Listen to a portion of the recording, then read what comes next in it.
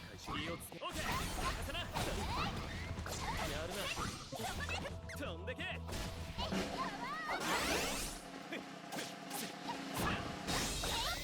そこを動くな。相手が悪かった。当然。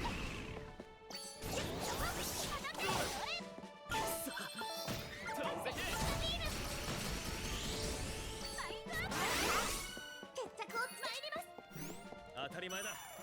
必ず美獣を倒す。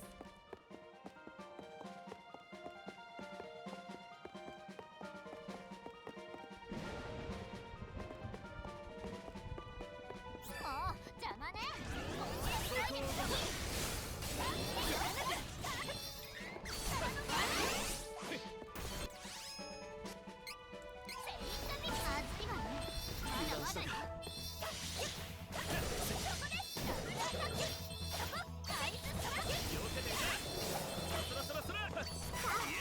決着をつけるわよ。ここで負けるわけにはいかないわ。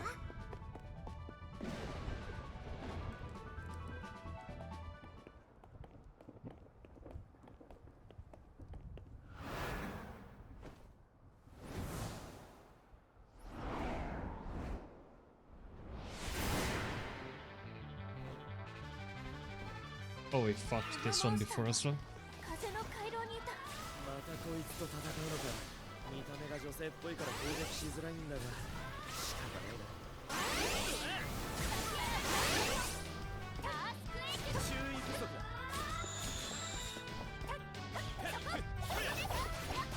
Either, yeah, this entire dungeon has very much a Castlevania vibe to it.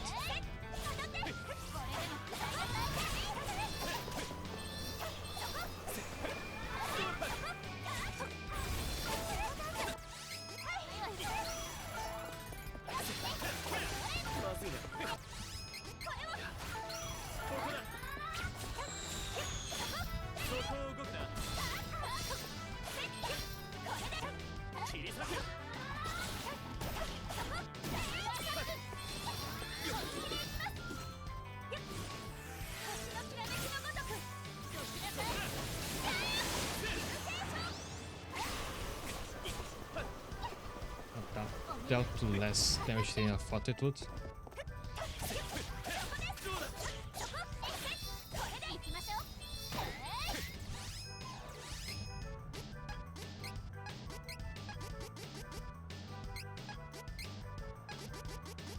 Okay, she's weak to earth. But it's not. Oh, it was enough, okay.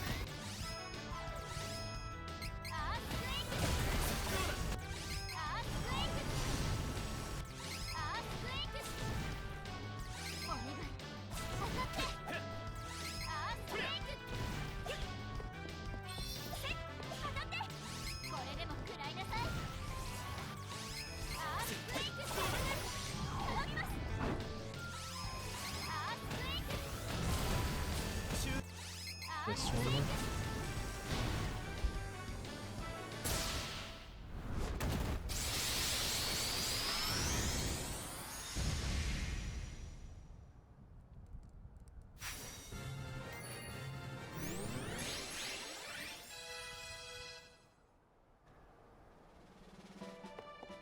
So I guess we're not fighting every past boss, but the ones that are the most relevant for areas.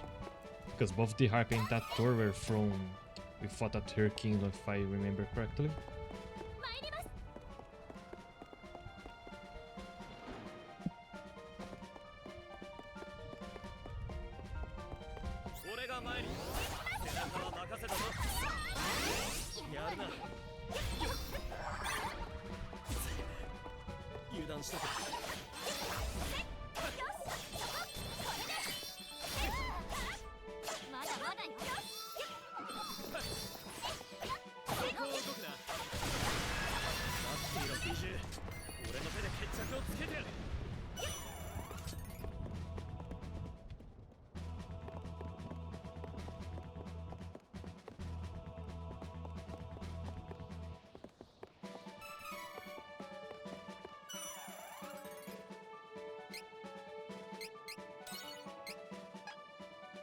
I'm getting a lot of seeds, but again, I doubt there's gonna be a seed box inside this dungeon.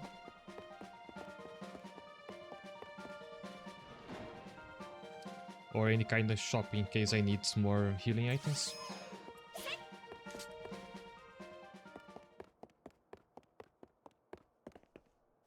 父の敵覚悟しなさいあんたがここまでやれ You るとは should 思わ have なかった just struck her right away. Things tend to go や wrong は when り you stop to 偶然 talk. に政権を抜いたわけじゃなかったのね真珠を倒した実力は褒めてあげるよだがそれもここまでだ黒の貴公子様は私が命に変えてもお守りするあの人は私のすべてさあ行くよ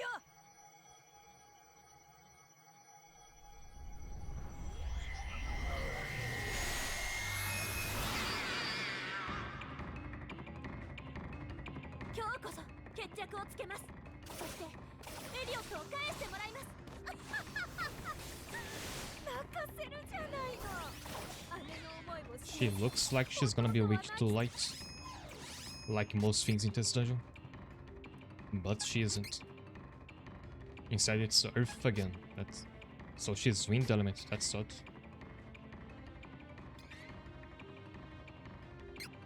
叫んでいたよ誰も助けに来てくれない姉様に見捨てられたってね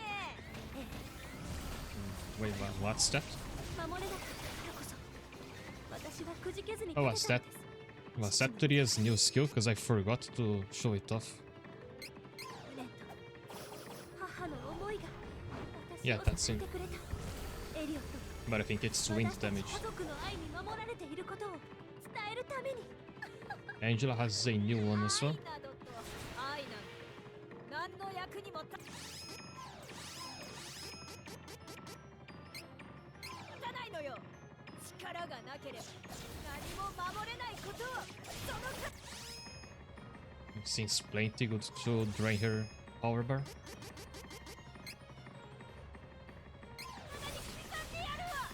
体の痛みなど心の痛みに比べれば私の思い見せてあげます病中から邪悪な力を感じます彼女が仕掛けてくる前に何としても止めなくて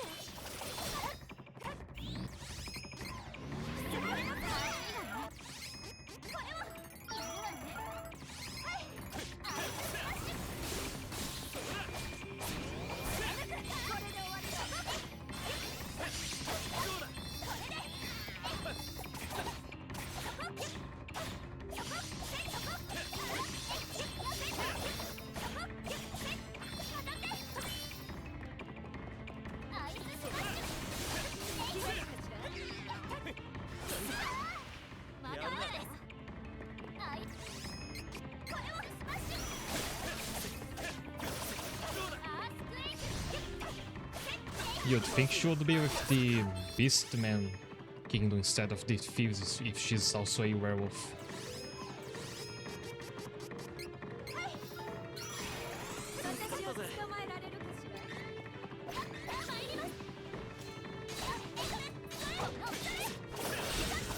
Whatever she is, her human form is surely a lot better.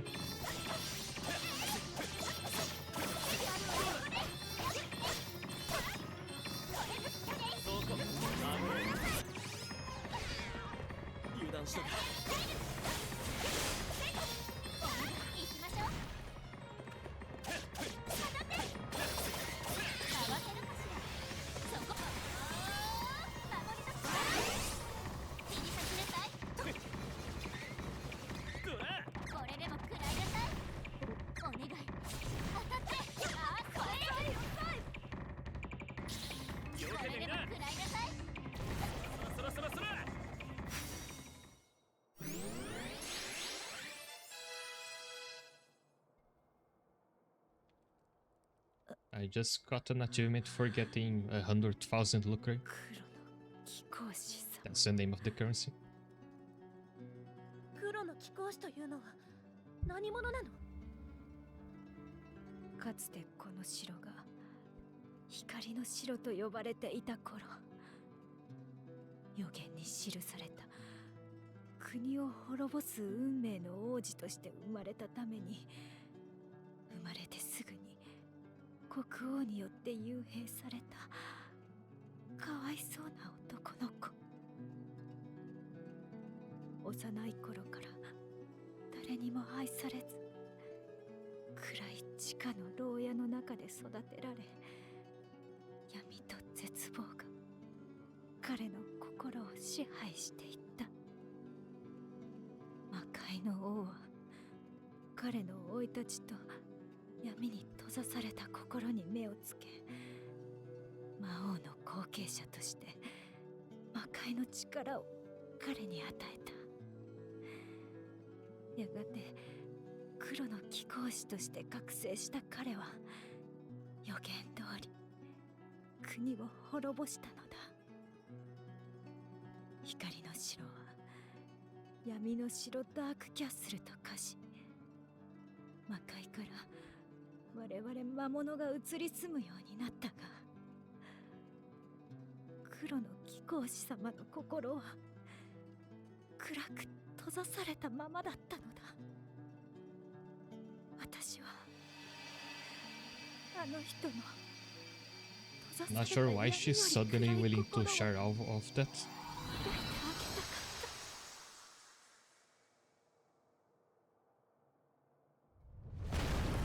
開いてあげたかった。早く逃げて。この塔が崩れ落ちるよ。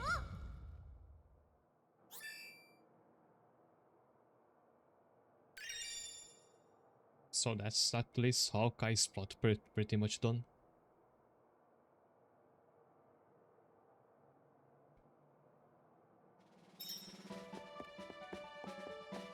参ります。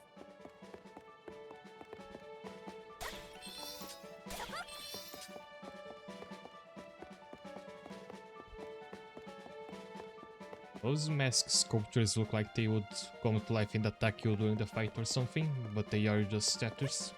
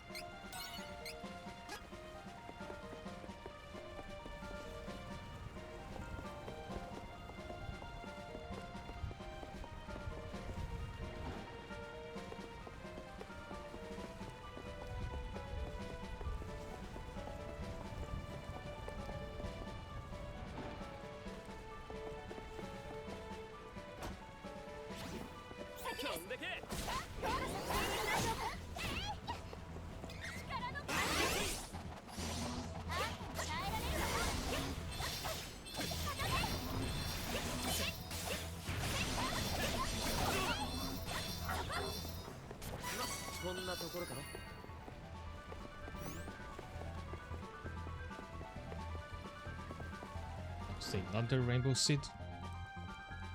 I think the best equipment, like the stick that Angela has now, you can only get from seeds. And I was really lucky to get that one. すごい邪気だよ。気をつけて。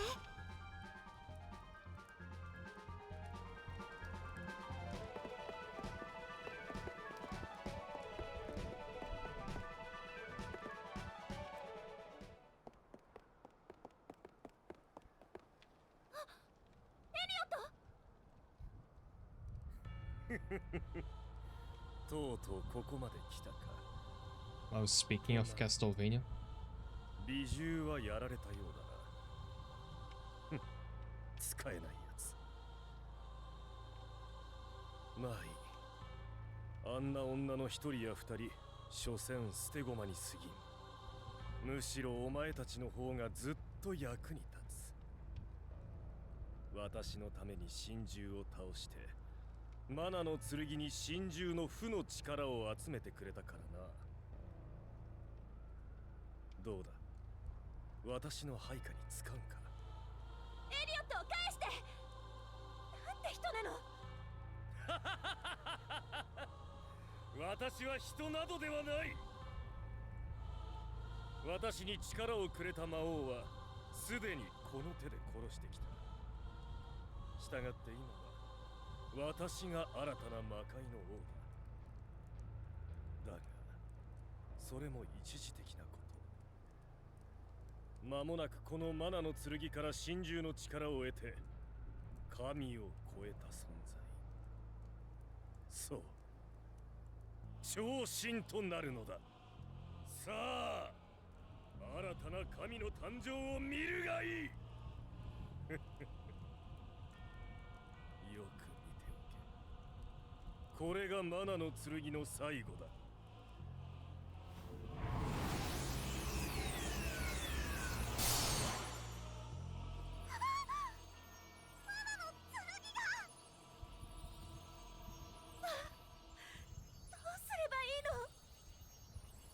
もはやお前たちではどうすることもできんさ。 Yeah, we are just stuck without the gear we had for the final boss. 力が湧き上がってくるぞ。これは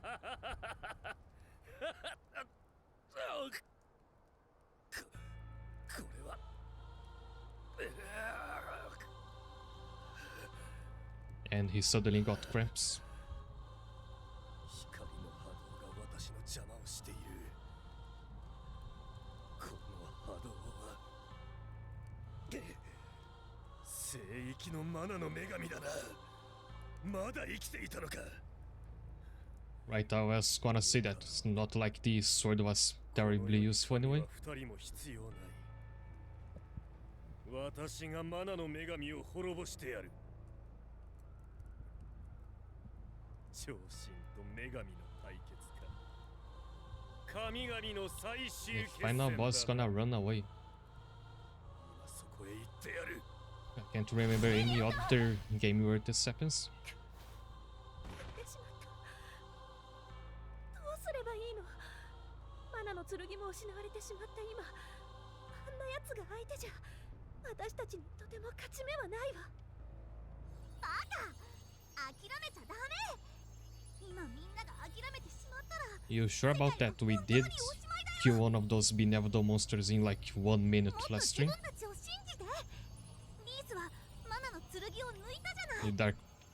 The Dark Prince can't be that much 剣 stronger. 自体が力を持っているんじゃないの。大事なのは剣を抜いた時の心だったのよ。それにみんなだってあの神獣を倒したじゃない。みんなが力を合わせればどんな相手だって負けはしない。さあ、女神様を助けに行きましょう。そうだね、フェアリー。私がエリオットを助けなければ、やれるところまでやらなきゃね。私たちならきっとやれるはずよ。皆さん行きましょう、聖域へ。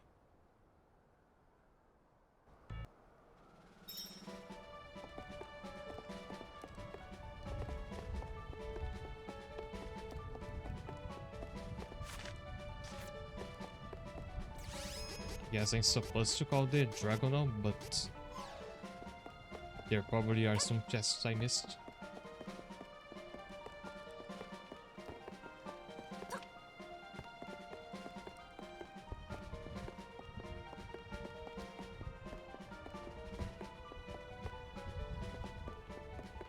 The map shows there's this bit stretching out to the right, but I can't find it.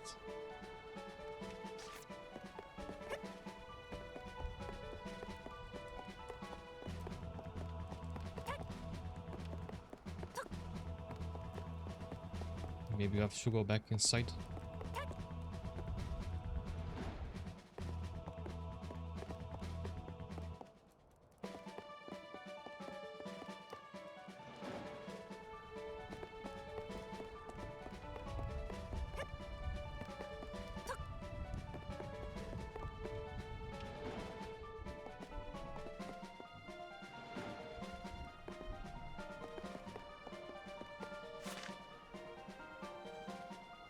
Yeah, there's one exit going out of it, but nothing going in.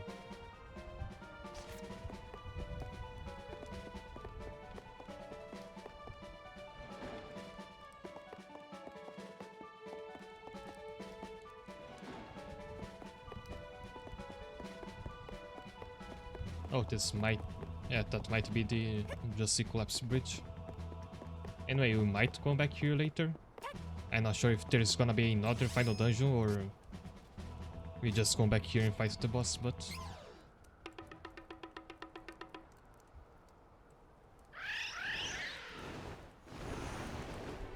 at least we can plant those seeds. 早く行きましょう。マナの女神様を助けるのよ。はい、行きましょう。エリオット、どうか無事でいて。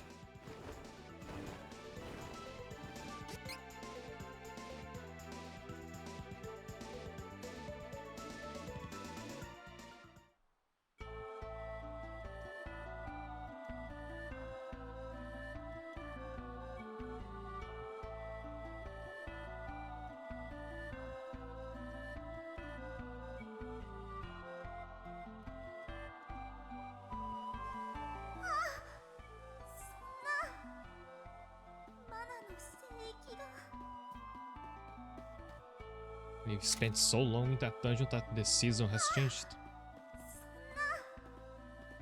マナの聖域が。黒の貴公子、絶対にエリオットを返してもらいます。マナの女神様が心配だ。先を急ごう。早くマナの女神様のところへ行きましょう。 Yeah, but let's get those candies first.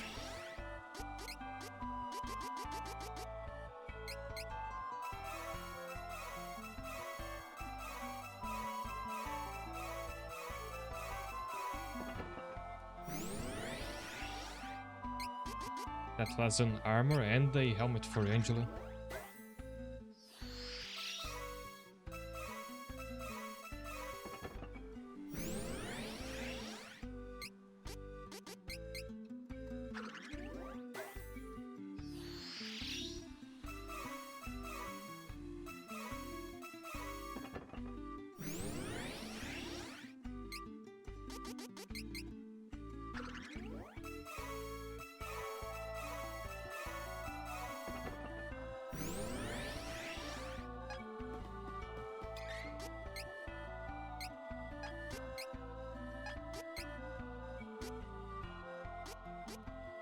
Idias gets a much better armor.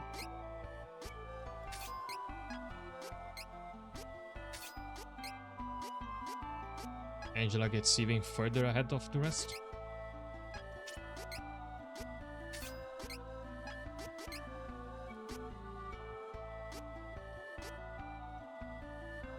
So this dagger is called the Foe's Lair, which is quite a terribly straightforward naming convention for a weapon. It's a lot stronger than what we had now, but not as absurdly powerful as Angela's stick, compared to her previous staff, which I don't have anymore to compare. But the stick has like 49 magic attack over the previous one, or something like that.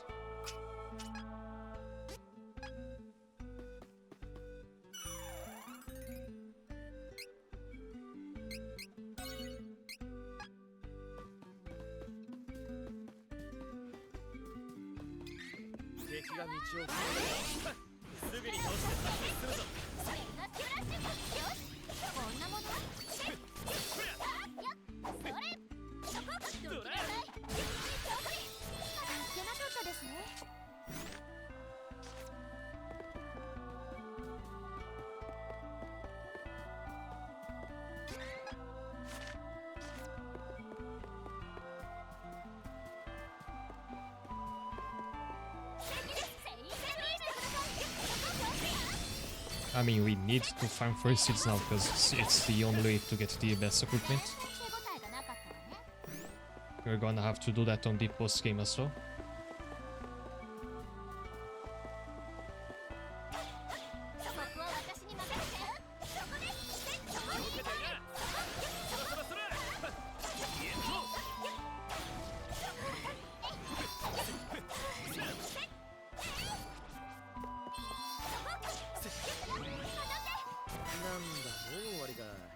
し抜けだな。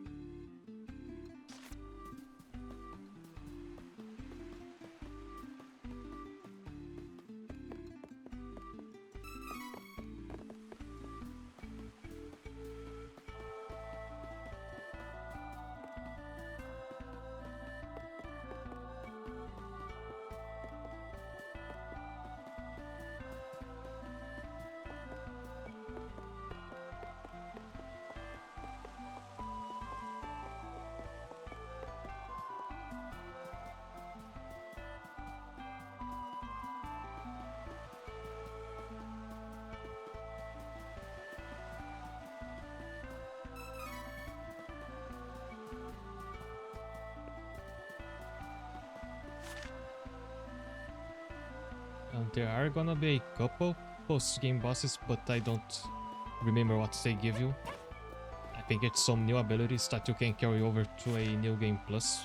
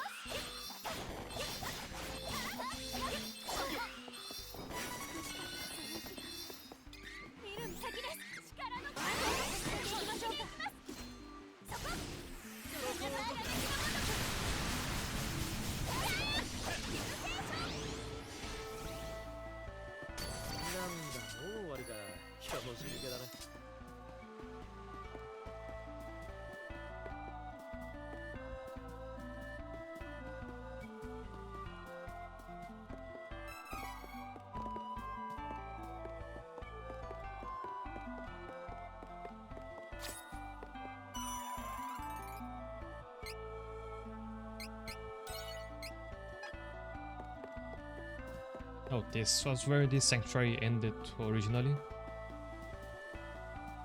Don't think we ever gone past the statues.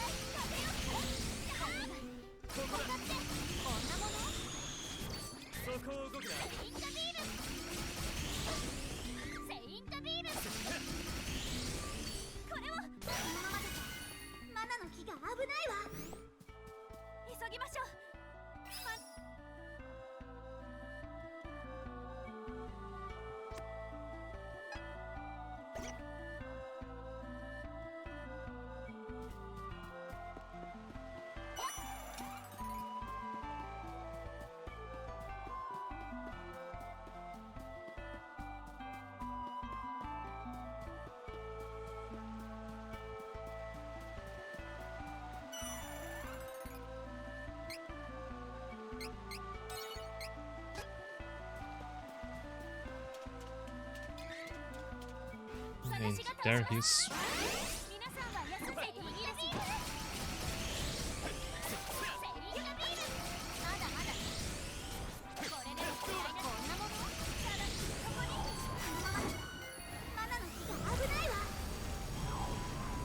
And he gets to watch from a distance as I use this spell.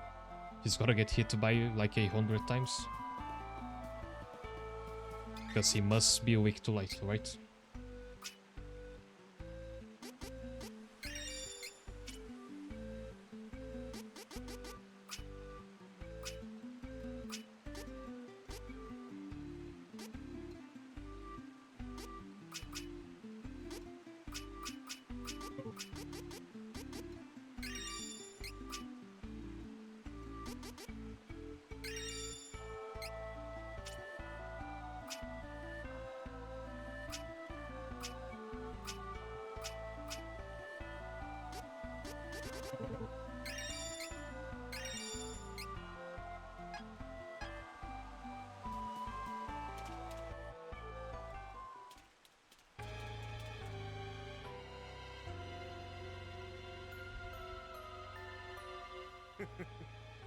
残念だっ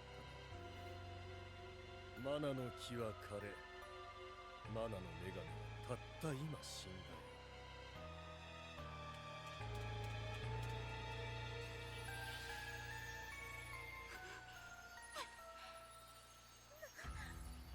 なんてひどいことを。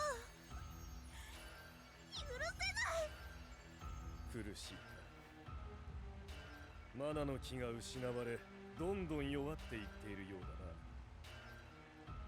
な。マナの木を守るという役目が不必要になった今、フェアリーも消滅する運命。古き女神の時はここに終わりを告げ、我ら魔族の新たな時代が始まる。 I think the game has 3 final bosses, it's one for each pair of protagonists. そん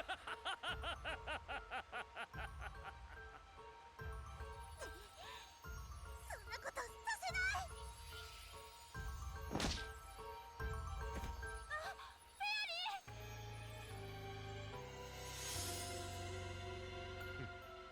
ああ、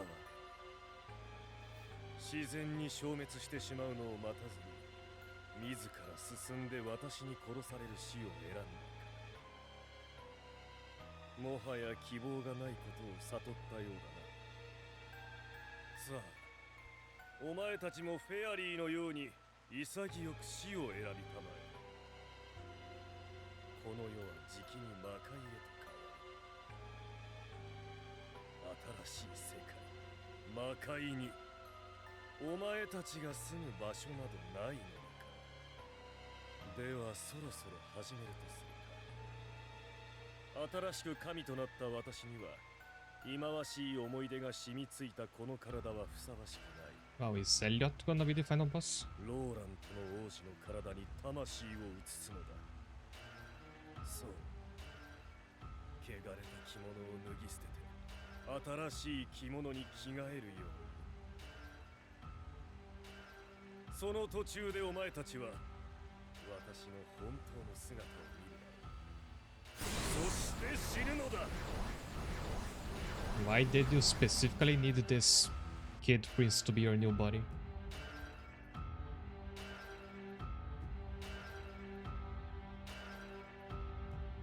見よ、これが魔界と人間界と聖域、三界の王の真の姿だ。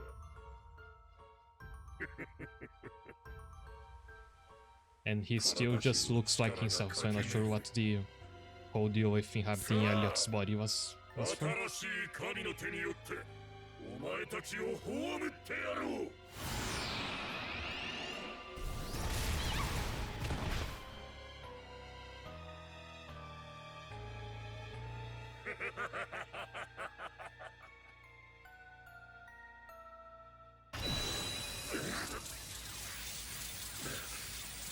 誰だ、天使。そこまでよ。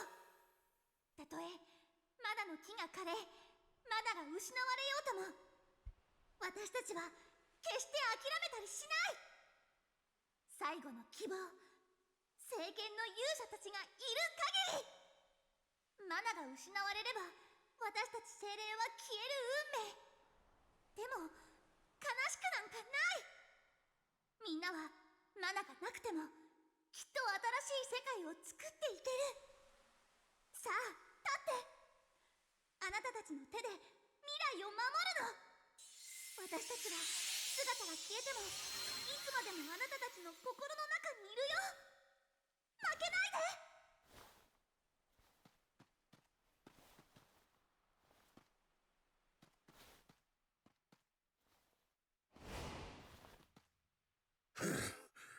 小賢しい真似を。だがマナの剣以外では神となったこの私は倒せん。そのマナの剣もすでにない。終わったな。マナの剣は失われてない。あなたには見えないの。聖剣の勇者たちがいる限り、その心の中にある希望という名のマナの剣は決して失われることはない。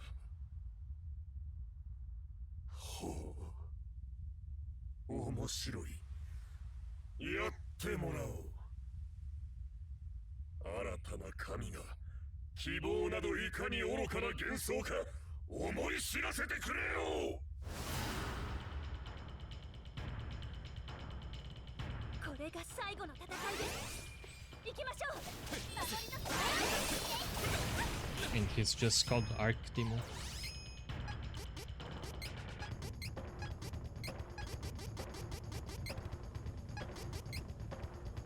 He's not weak to light, but he absorbs fire, which I thought he might be weak against, since he is a plant now.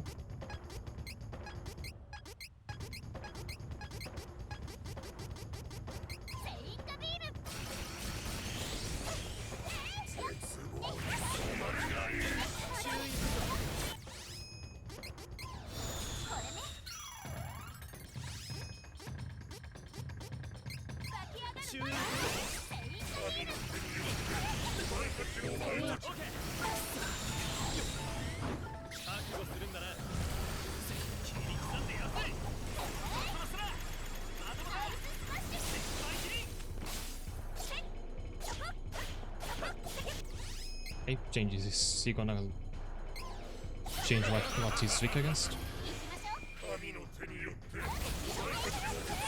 Yeah, he's wind element now.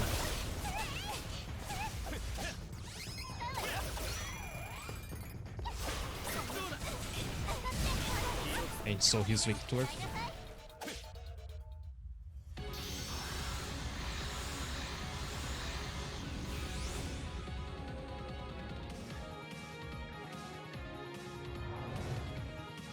And there's the song I've been waiting the entire playthrough for when it was gonna play.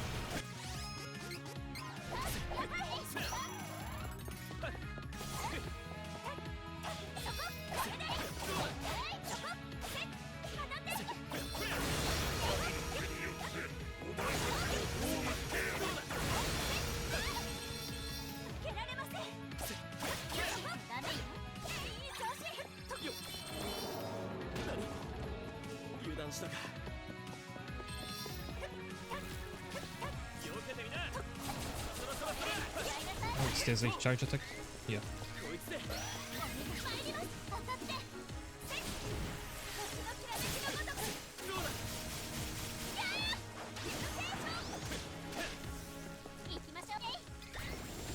Oh, that's too late.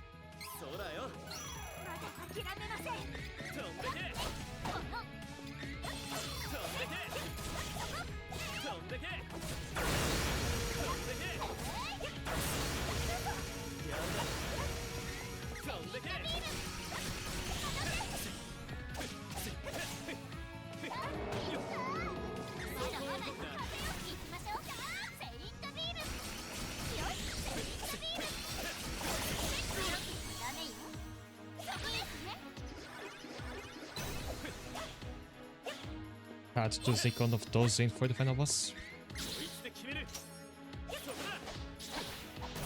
And am that the wrong thing entirely? Also, I was trying to change to Rias over there, but she was in the middle of her charge attack, so the game won't let me. Anyway, we are taking another ultimate attack to the face. たちを葬ってやろう。これでも食らいなさい。世界の終焉を見せてやろう。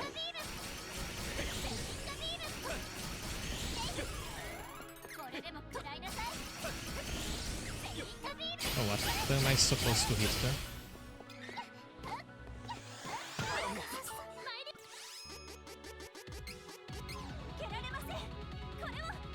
Seems like he's got one of those for each element.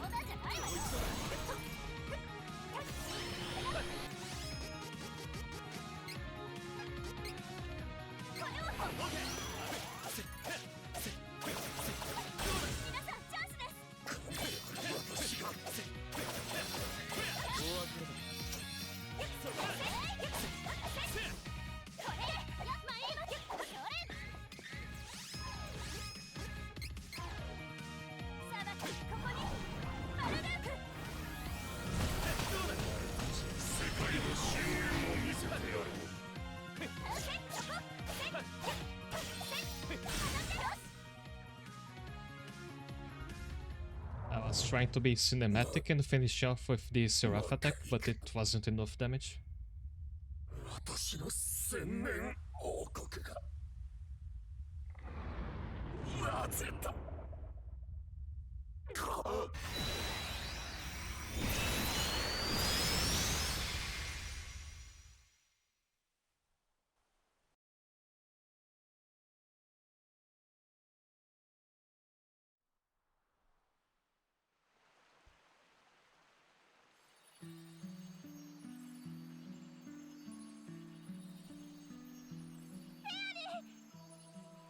最後まで希望を失わないでくれてありがとう。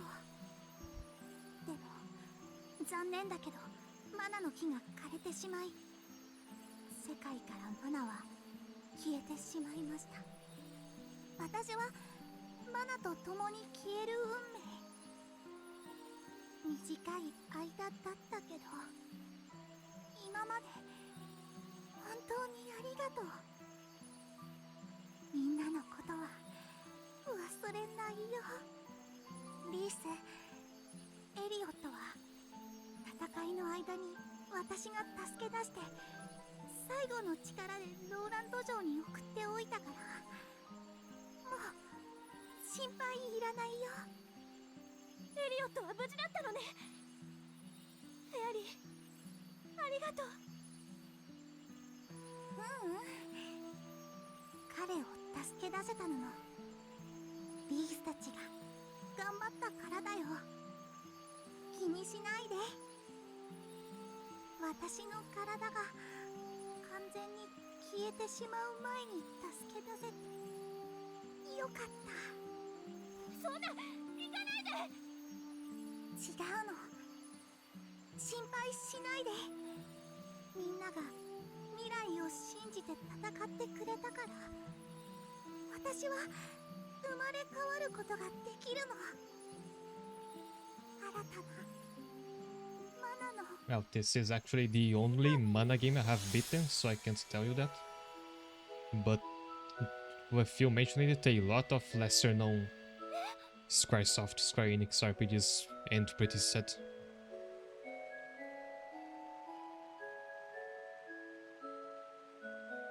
フェアリーはマナの木の種。本当に信じ合える人、理解し合える人と出会った時、新たなマナの木、マナの女神として生まれ変われるのです。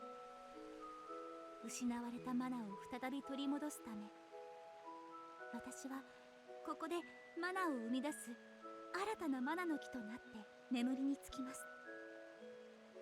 マナが元に戻るには、 I also thought for a second she could just become the next mana goddess, but I also thought her appearance would reflect the fairy, but she looks exactly the same as the previous one. 私は覚醒し、きっと力になれるでしょう。 Also, the mana goddess we saw earlier in the game might be a character from a previous entry in the series. いつまでもここで世世界を見守っていることにします。さあ、お別れです。聖剣の勇者たちよ、さようなら。あなたたちの心の中のマナの剣がいつまでも光り輝き続けますように。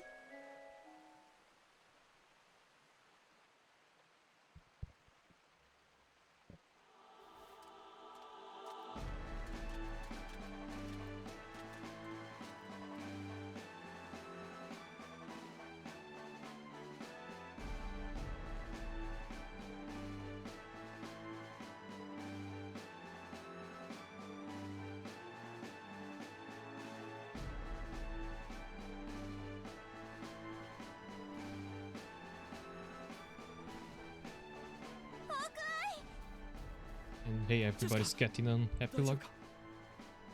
にひひ、もうすっかり大丈夫だにゃ。ナバールのアジトにも各地に散っていた盗賊団のみんなが戻ってきたらしいにゃ。我々も戻りましょう。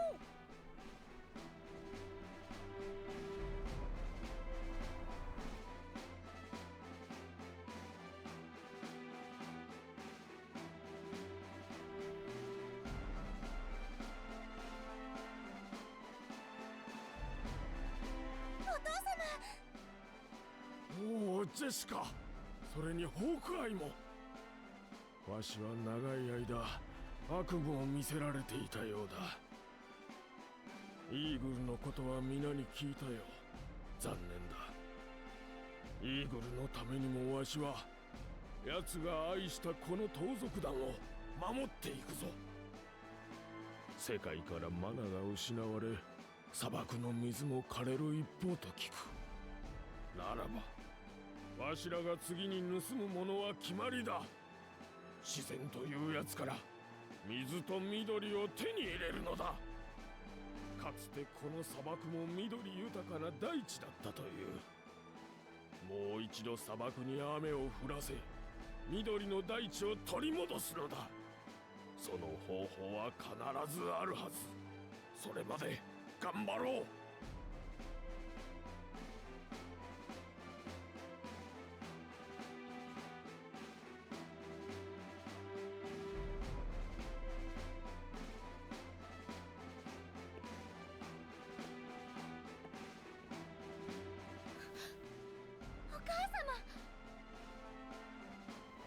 アンジェラ、どこへ行っていたの？ダメですよ。またホセの授業を抜け出してこんないたずらばかりしてちゃ。あなたは私の後を継いでアルテナ国の女王にならなければいけないんですから。あなたはなかなか魔法が覚えられなくて辛いからこういうことするのでしょうけど、焦っちゃダメよ。私いつもマナの女神様にお祈りを They してる do の have the よ。 Icy Spirit with them now, so あなたが stealing 早 what く魔 Yossi 法を put 覚え it られますよ shouldn't be too hard. って。お母様、お母様。あらあら、どうしたのアンジェラ。おかしな子ね。隣の方々はお友達？そんな恐ろしいことがあったのですか。私ともあろう者が何も覚えていないなんて。これでは女王失格ね。たとえ操られていたとはいえ、実の娘を殺そうとするなんて、なんて恐ろしいことなのでしょう。アンジェラ、私を許しておくれ。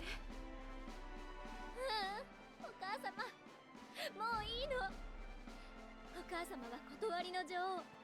みんなお母様を慕っています。もちろん私も。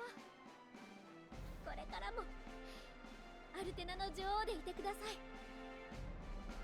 ありがとう、アンジェラ。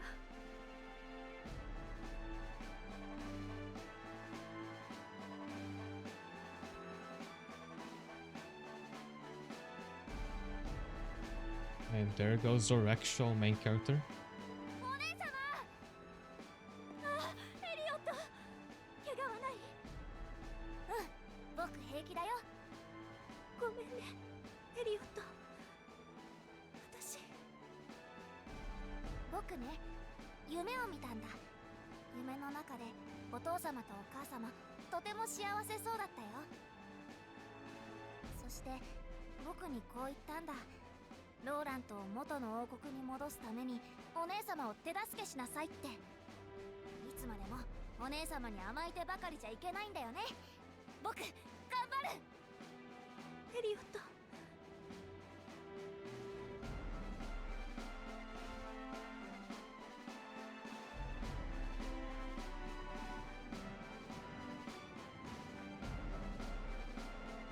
天国のお父様、お母様、私はエリオットと一緒にローラントを昔のような平和の王国に戻してみせます。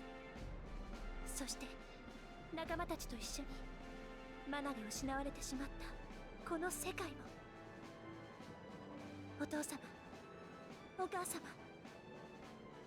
どうか見守っていてください。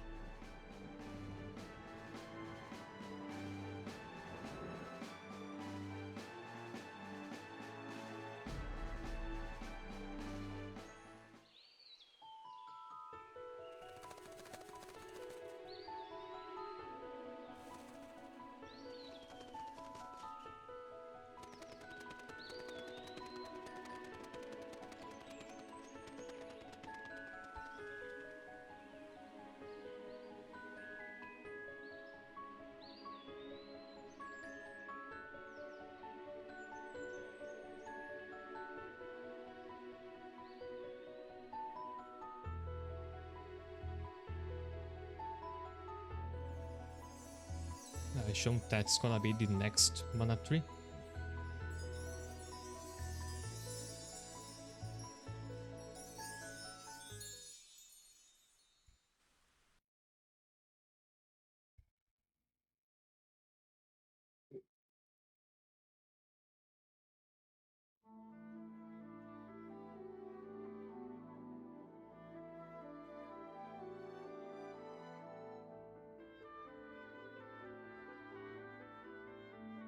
And even though we played the entire game with the Japanese dub, the credits are still only showing the English dub names.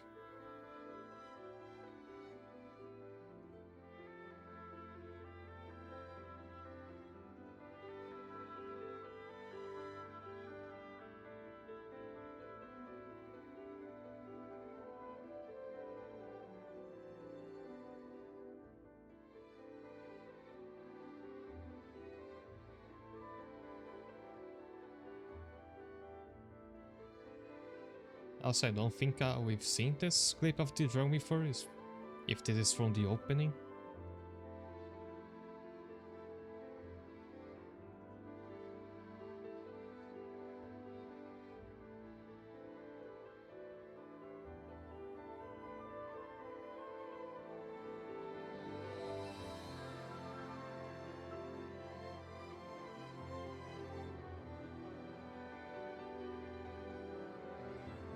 Also, you get to see the other three protagonists, which just kind of stopped existing at some point in your plot.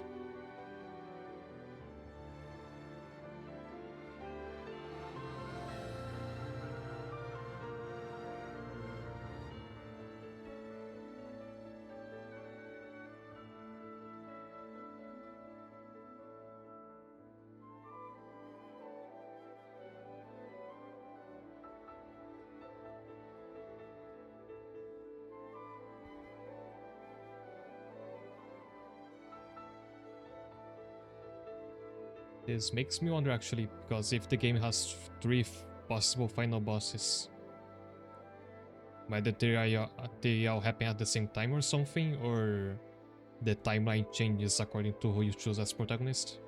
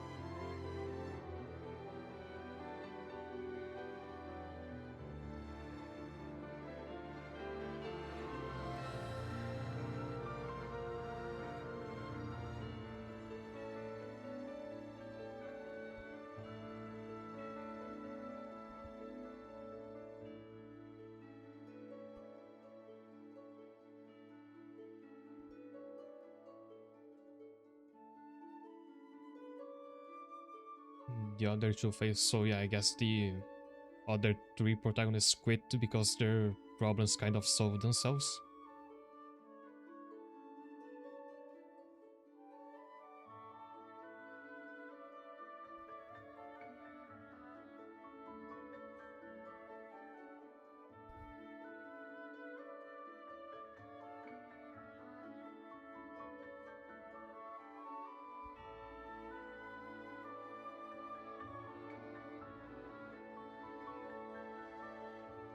But concerning this game, because I think that's when I meant to give my thoughts on it.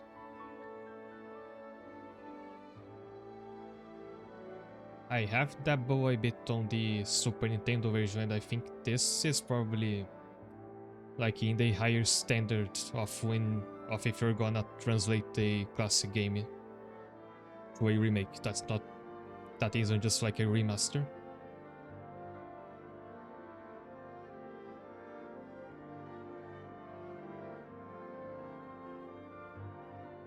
Because this Trials of Mana is already a little old, but it looks and feels amazing. Especially considering it probably had a relatively low budget compared to some other Square Enix titles.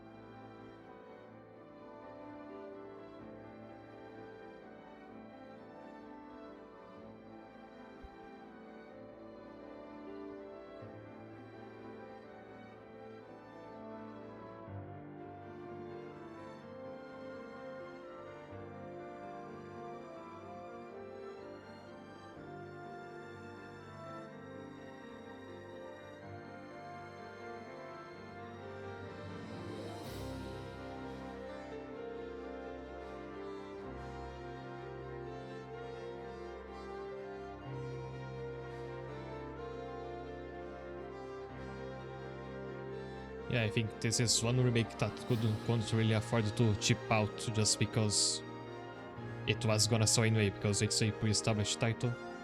The Mana series in general is not that famous. And this game specifically had never left Japan before.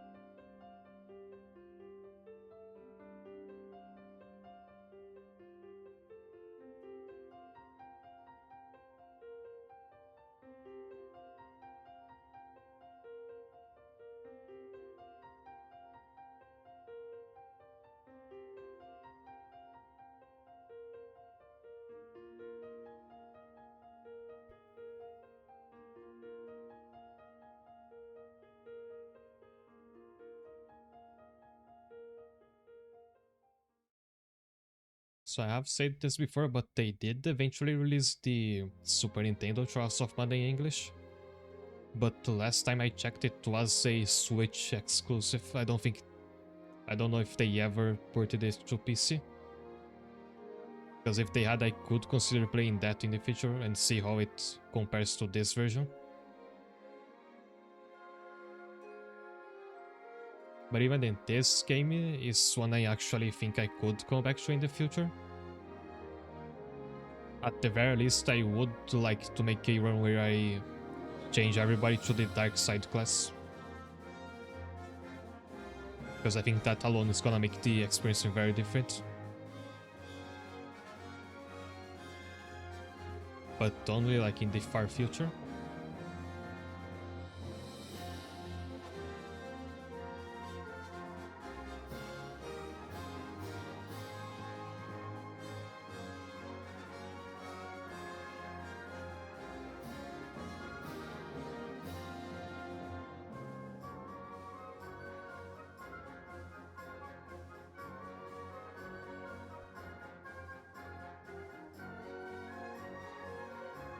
And as we know, this was not the end of the series, because there is another more recent mana game, that's Visions of Mana.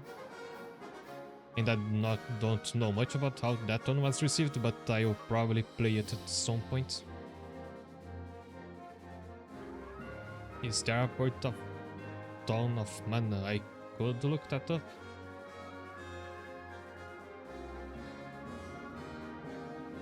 The only ones I know are available on PC is this one, Visions of Mana, which I just mentioned, and a remake of Secret of Mana, which was the prequel for this game. But I know that one is not very well liked. I mean the remake, not the original.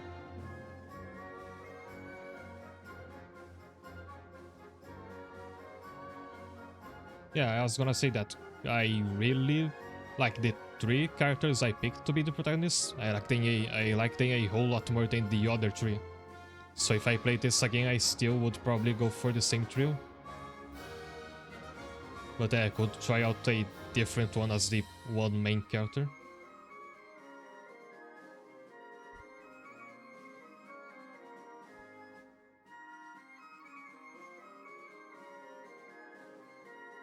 So if it depended only on me, I would just pick Rias again.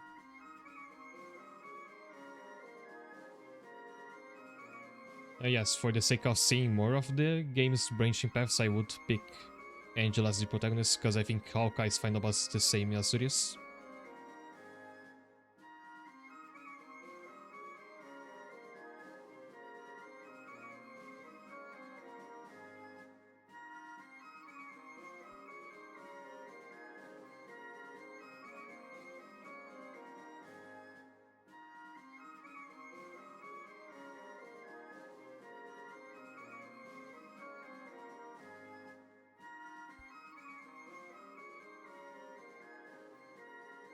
Now that I finished this, I do feel some curiosity to play Children of Mana to completion, because that was a DS game I had, but never really got past the beginning. But that game is stuck on the DS, and that's very unlikely to get a remake or remaster or anything like that.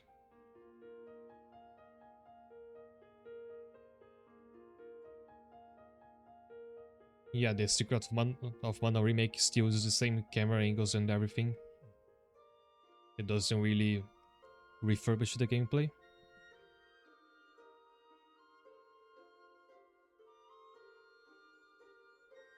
And that's a pretty nice screen to end on.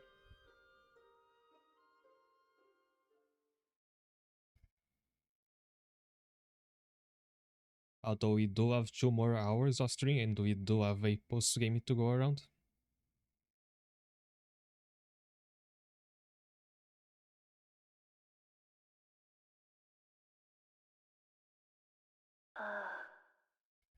Speaking of which, どこだどこなのだおおそうかこの世界は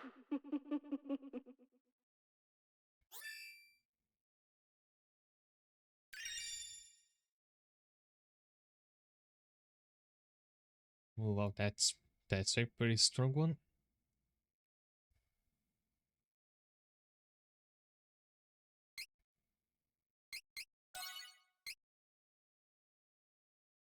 Also, I like when there's a little marker for a completed save file.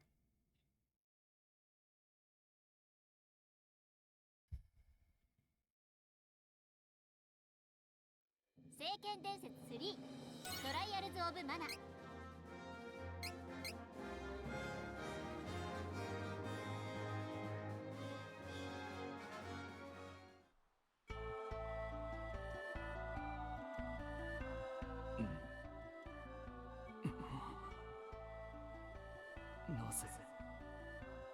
なぜわしの意識が目覚める。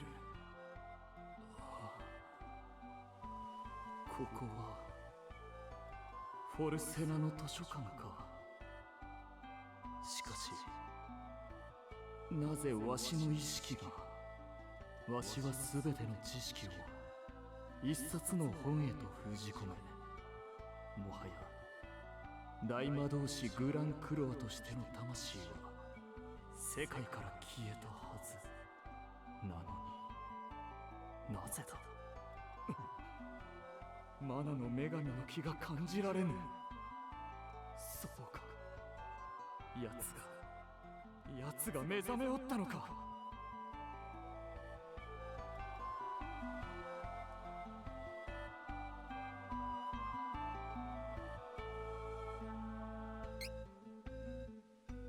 So this is not actually after the start of the game, it's a branching path from just before the final boss.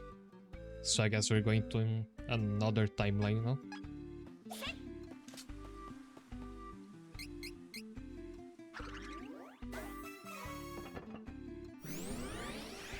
Where we just get the hunch to go to the Royal Library and abandon the Archdemon and Elliot and everything.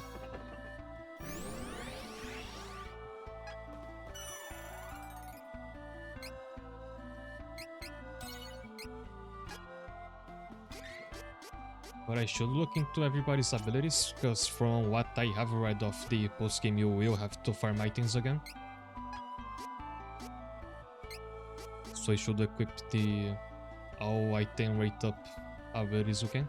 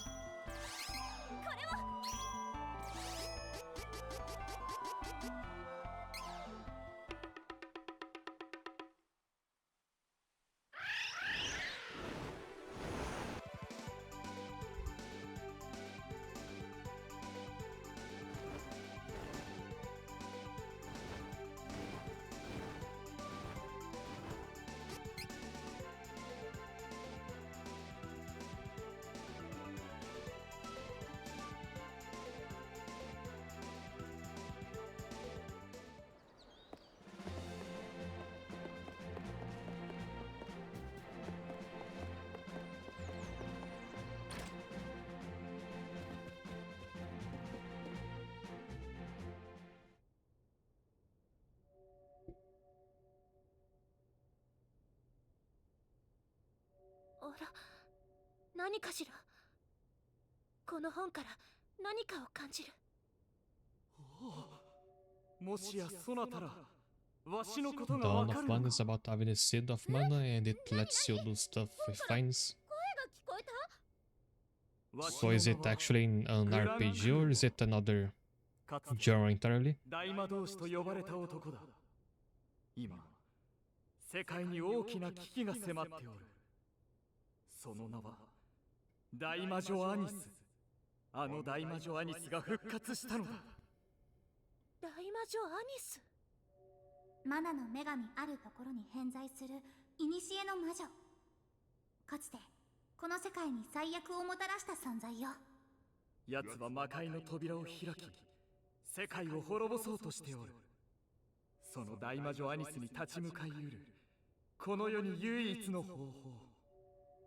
それが、わしの生み出した最高のクラスチェンジ。クラス4だ。クラス4だと。 What? So they actually call it class 1 through 4, it's not like just a game system thing? 倒してはもらえんか。この世界を滅びから救うために。世界を救う。 You might as well tell us to grind for item drops. はい。やらせていただきます。 Also, they are buying into this way too そ easily. の方法は？クラス4へとクラスチェンジするためには、まずあるアイテムを手に入れねばならん。それは慈愛のオーブ、英知のオーブ、信頼のオーブ。そなたらは不思議な星のもとに生まれておるらしいな。それぞれのクラスチェンジアイテムはどうやらそなたらに関わり深い場所や人物から手に入ることになるようだな。どうか頼む。世界を滅びから救うため、何としてもクラス4となり、大魔女アニスを倒してくれ。Jamie really wants to know you to know that there's another class, doesn't it? 私に関わりの深い人 It's 物。 literally yelling at it at your もしかし face. て父か母の。このリボンは母の形見。まさかこれがクラス4へ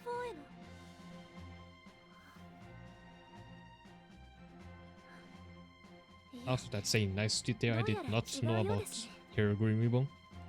別の品があるのかも I しれま guess せん。 that's why she still wears it on her even after she changes the ribbon on her actual hair.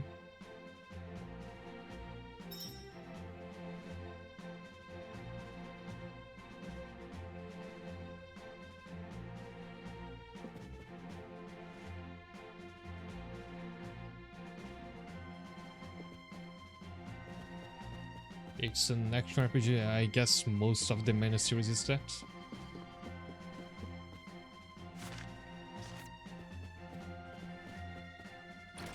みんなに関わりのある場所か。早速向かってみましょう。 Also, I am familiar with some RPGs that are like paid offline single player but still have a find a way to shove a gacha system on them. They do tend to be pretty awful.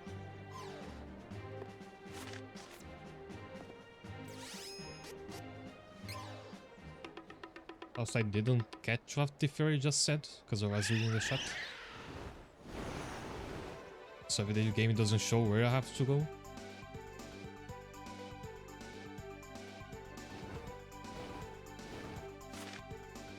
Okay, so it's one for each character, I assume. Go to Laurent first, because that's gonna be Ryu's class 4.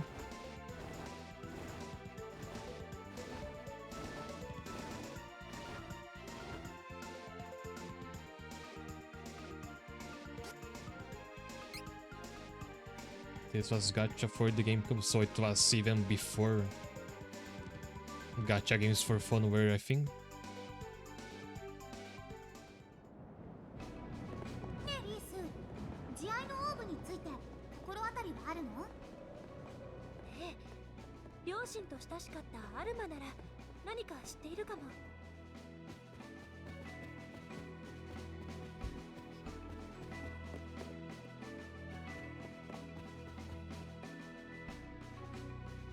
あら、リースお嬢様、いかがなされました？ねえアルマ、慈愛のオーブという言葉に心当たりはないかしら。例えば父の形見や王家に伝わる大切な品のような。 Another game with similar gameplay. ですか。 Oh, but that's not in the Mana series. ありますあります。心当た That りが。 I don't know. 以前ジョスター様から即位の折に戴冠の儀式を眠りの花畑で行ったと聞きました。眠りの花畑で？なんでも眠りの花畑にはローランと建国の前より受け継がれる大切な道具が安置されているのだとか。その道具の名が慈愛のオーブ。やったじゃない。無駄足にならなくてよかったぜ。そうですね。ではお二人とも早速眠りの花畑へ向かいましょう。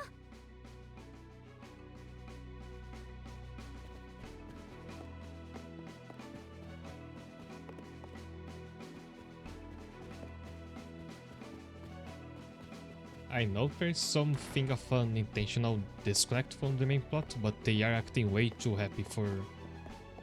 Considering they just walked away from the final boss. Who's still alive and well right in the sanctuary, by the way.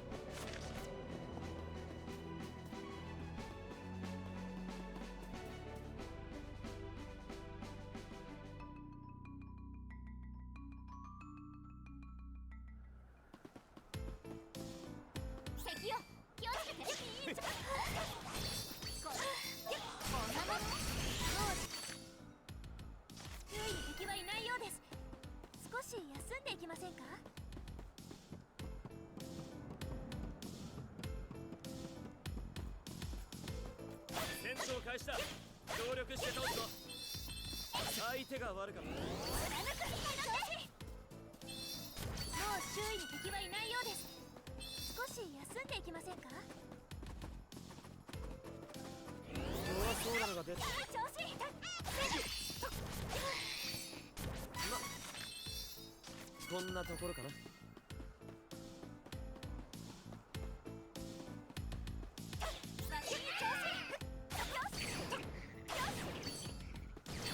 何も問題なかったわね。時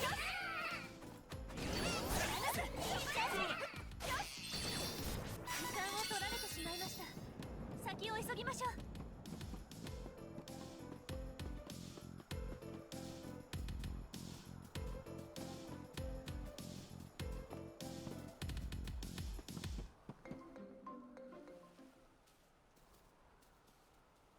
父はここで戴冠の儀式を行ったとのことですが、慈愛のオーブは一体どこにあるのでしょうか。何なのよ一体。これは何の気配だ。何か来るぞ。まさかこんなことになるなんて。でも慈愛のオーブは父の、そしてローラントの誇り。私は諦めません。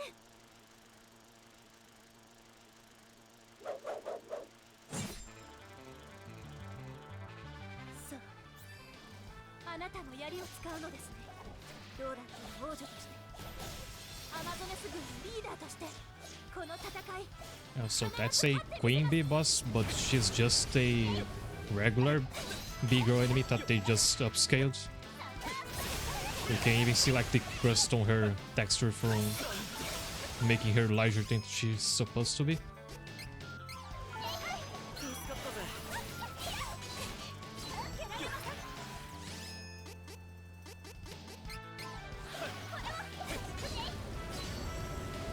Also, she deals a lot of damage. I wasn't paying attention.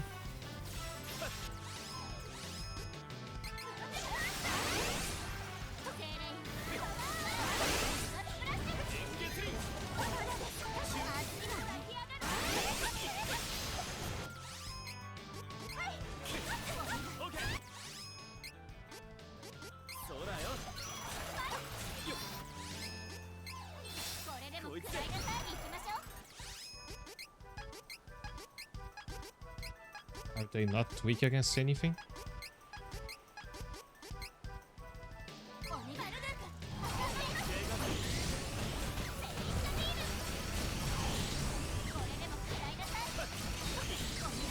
Yeah, let's just clear out her minions first.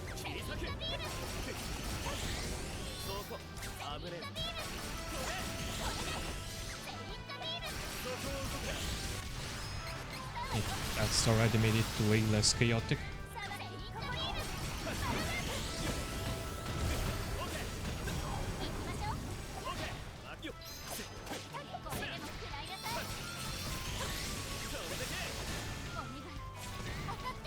I think she absorbed that pumpkin.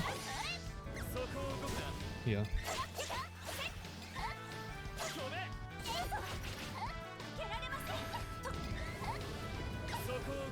Green Navy was the name of one of the minions, weirdly enough.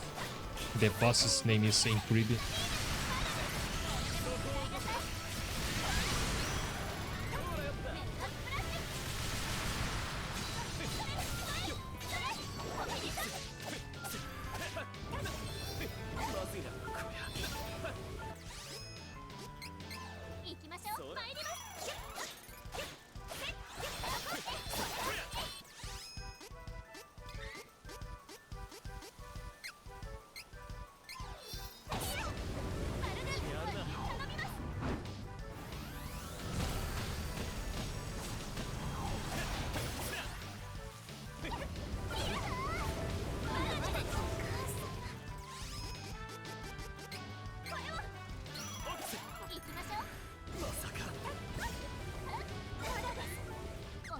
I'm not that fun to resorting to just switching to Angela and spamming her magic. But when she has so many stuff to hit you with if you're up close to her, that doesn't leave you much choice.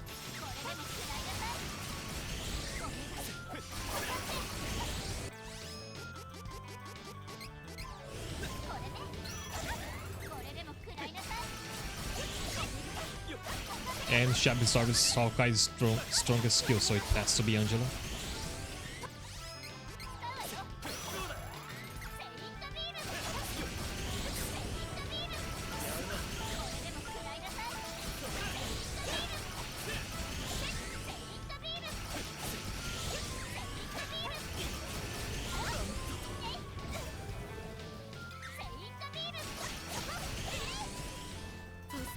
どいところだったが、なんとか勝てたな。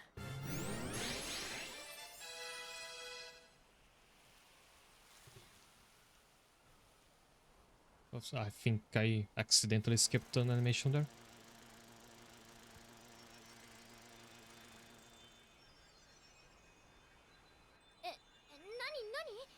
何か落ちてくるわよ。もしかしてあれが慈愛のオーブじゃないのか。あの子、慈愛のオーブを守ってくれていたのかしら。だとしたらちょっと悪いことをしてしまったかもしれません。そんなの私たちには分からなかったんだから仕方ないわよ。リス、そんなことより本当にあれが慈愛のオーブなのか確かめてくれよ。はい。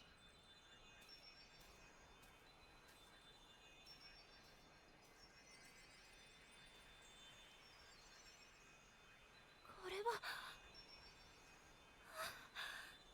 まるで父と母の心が伝わってくるようです。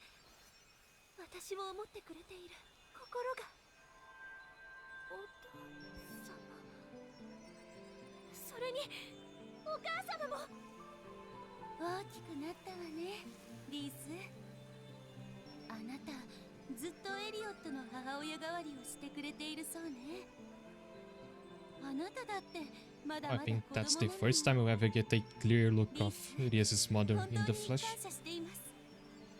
わしの力が及ばず、お前に大きな荷物を背負わせることになってしまった。リースよ、すまない。そんな私は辛いと思ったことなど一度だってありません。そう言ってくれるか。リース、ごめんなさい。私たちはもう行かなければならないの。Rias and Angela are both princesses. 頼みましたよ。お前にいつも良き風の吹かんことを。 And Hawkeye is this sort of boyfriend of a princess. お母様、心配なさらないで。私はお二人の娘として、ローラントの王女として立派にやっていきますから。見ていてください。ローラントに伝わる慈愛のオーブ。これで私もクラス4になれるのですね。お待たせしてすみませんでした。さあ、お二人とも参りましょう。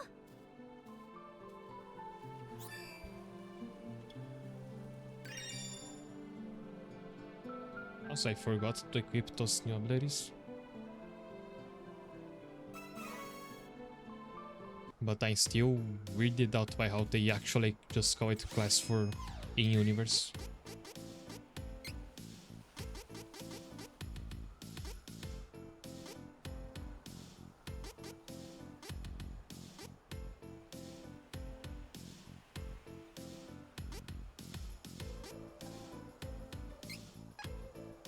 I think we can replace this because we don't deal with status effects all that often.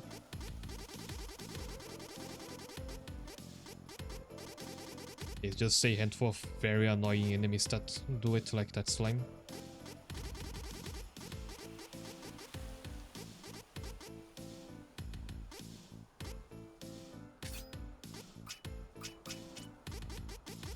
And then there was the Furious ability.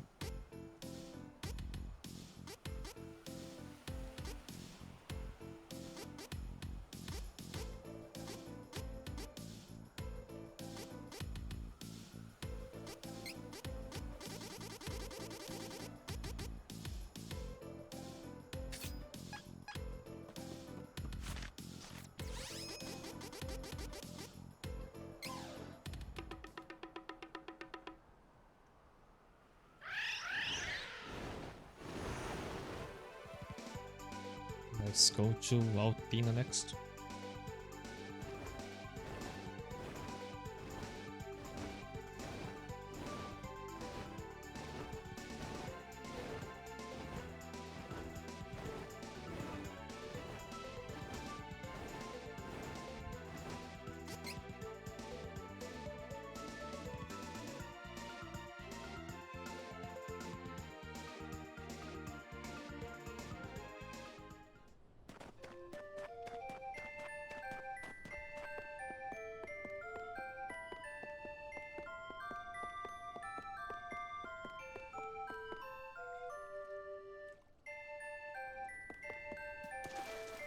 This kingdom is looking very different from what I remember.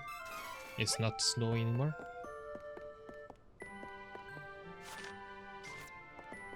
I had to restock on healing items.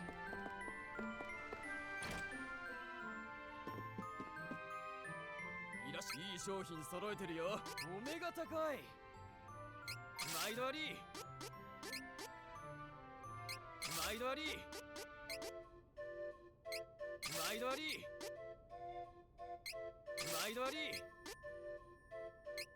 毎度あり。またのお越しを。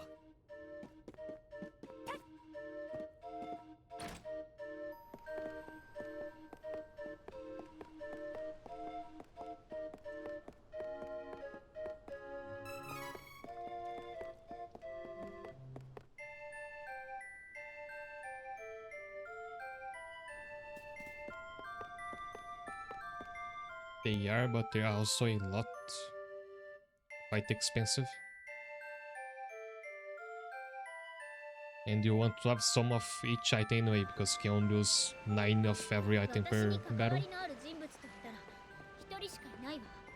さあ、早速お母様の元に行ってみましょう。 So you can have 9 chocolates and 9 elixirs, but you cannot have 18 elixirs.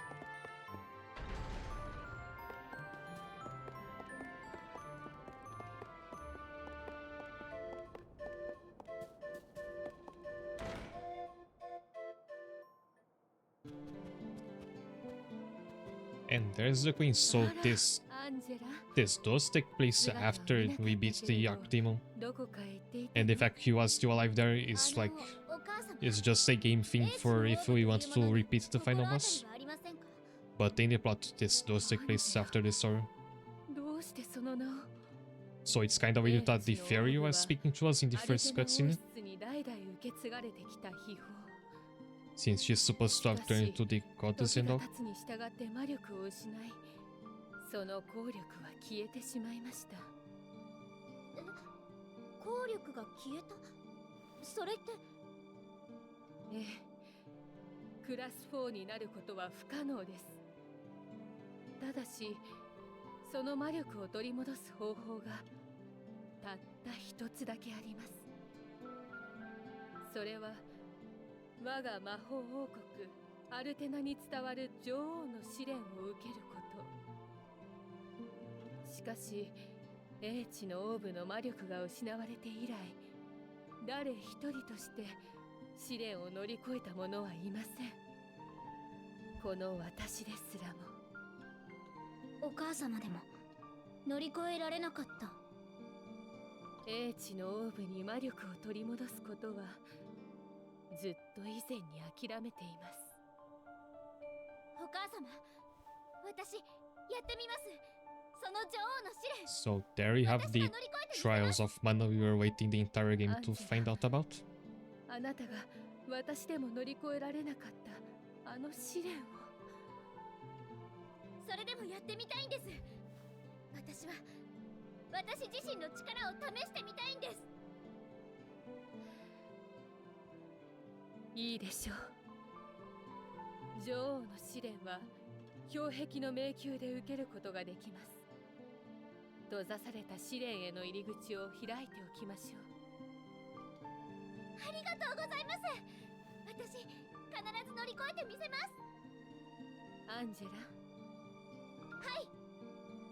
いい目をするようになったわね。迷いのないいい目を。あなたは間違いなく私の娘よ。はい、お母様。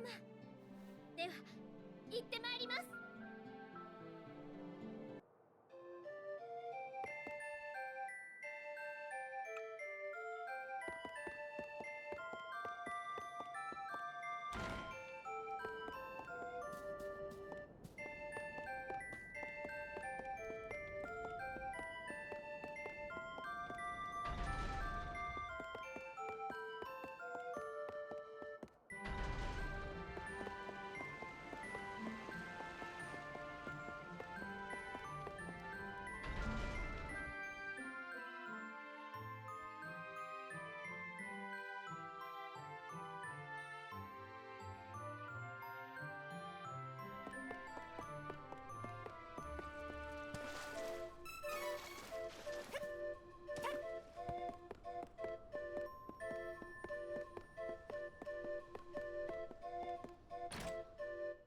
Also, I think I might have a couple item seeds. A single one to be exact.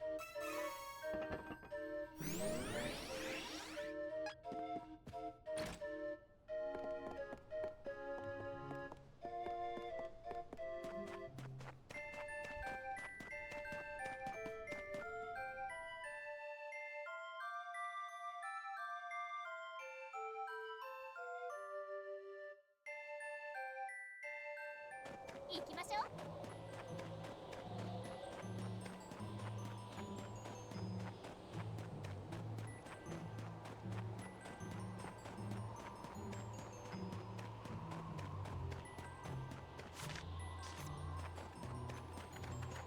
弱そうなのが出てきたな。俺ついてこれないだろ。 Now we can actually make use of that halved escape time since the battles aren't really worth it. いらっしゃい。とっておきの武器を取り揃えてるにまた来てくれよにゃ。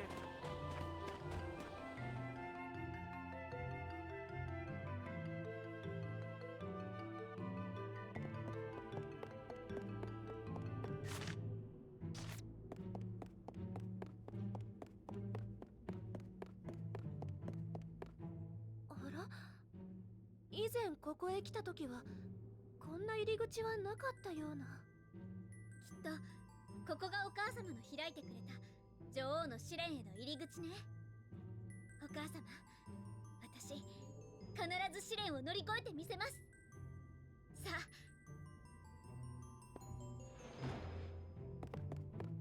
それにしても一体どんな試練が待っているのかしら。 Yeah, there she's speaking remotely from the Tree of これ Mana. だけははっきりしてるわ。何が何でも私はこの試練を乗り越えなきゃいけないってこと。本当。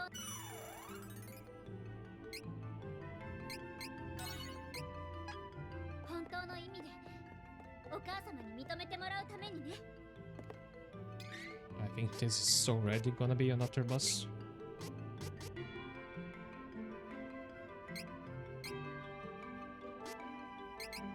So I should actually use some of those permanent buff items. これね。使うわよ。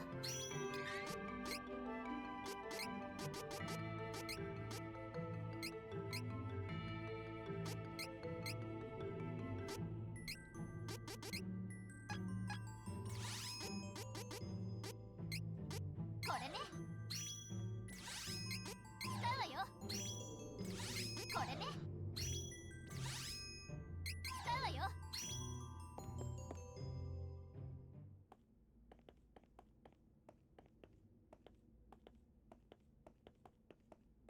もうこの先には何もないみたいだけど。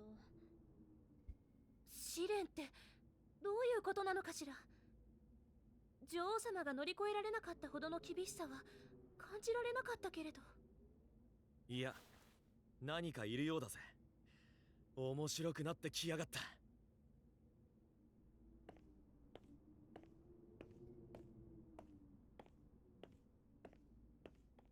あれは私？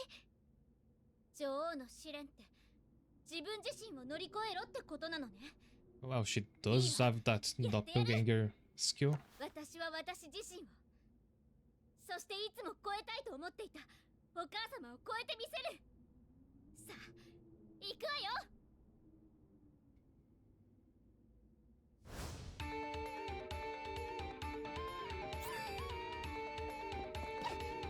Oh, it's a duo. Makes sense, but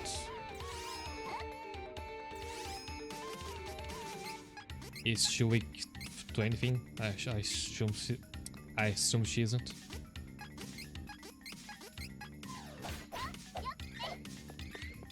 イントビーム。これね。お願い、当たって。これでも食らいなさい。セイントビーム。お願い、当たって。これでも食らいなさい。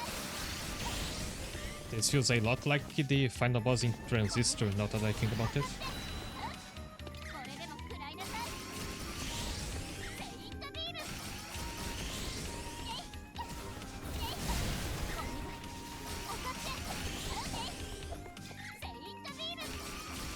The problem with just spamming spells is I won't charge my class strike gold. But I'm not sure it's a smart choice to go melee on her.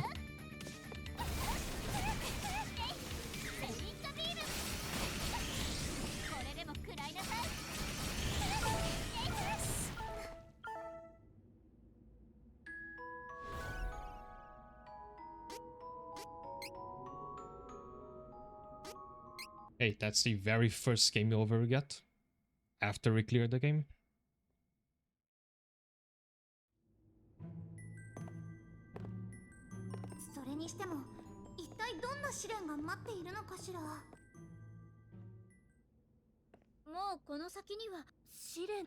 Also, this is what skipping a cutscene looks like.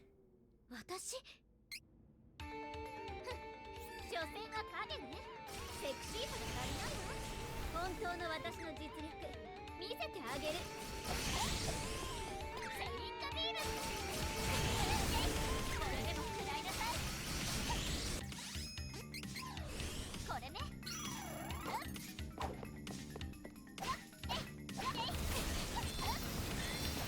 お願い。わかって。使うわよ。 Also, I think I had an item that charged your class strike, but I don't have it equipped.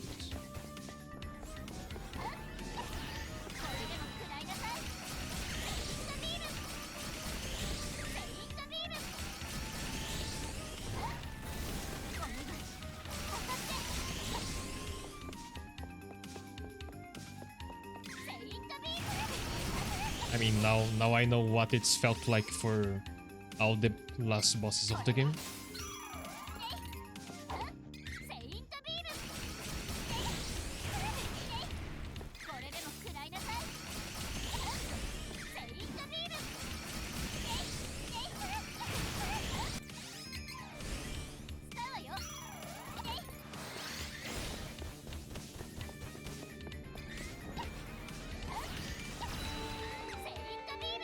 I need to heal as soon as HP is like at half, because in one combo she can take out the other half.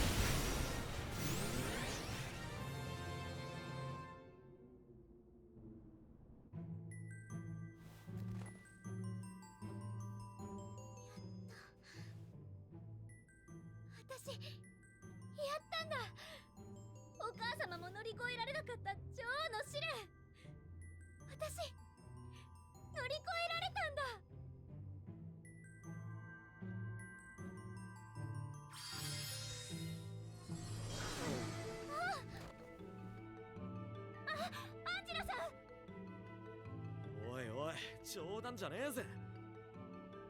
平気、大丈夫。ちょっとびっくりしただけ。それより体に魔力が溢れてくるみたい。そっか。きっとこれが女王の試練を乗り越えた証なのね。これが女王の証。さあ、みんなアルテナへ。お母様のところへ戻ろう。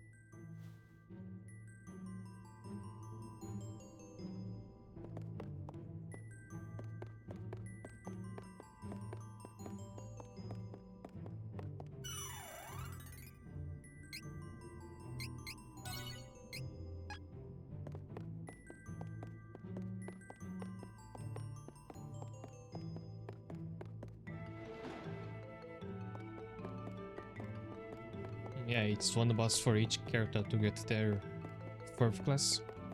By the way, I think you can already go to the Sanctuary and switch Rias and Angela's classes. We don't have to wait for all of them. This wasn't relevant now, because her boss, we just had Angela anyway.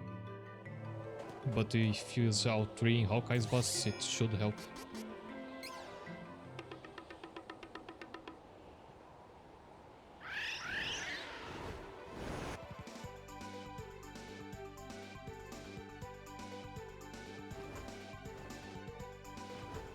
Oh wait, I still have something to do here.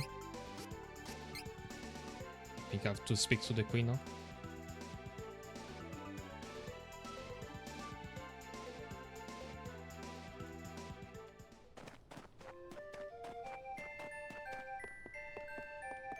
At least we took a shortcut.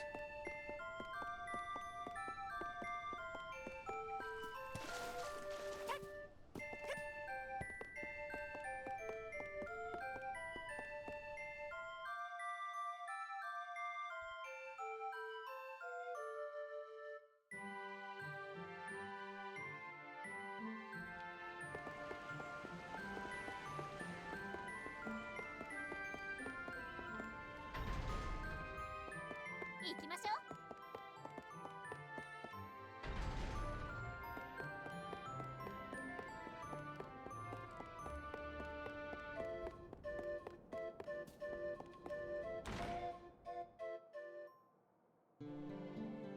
お母様、ただいま戻りました。 Also, there is a bot I have to kick. その体から溢れる魔力。アンジェラ、女王の試練、見事乗り越えたのですね。さあ、英知のオーブに触れてごらんなさい。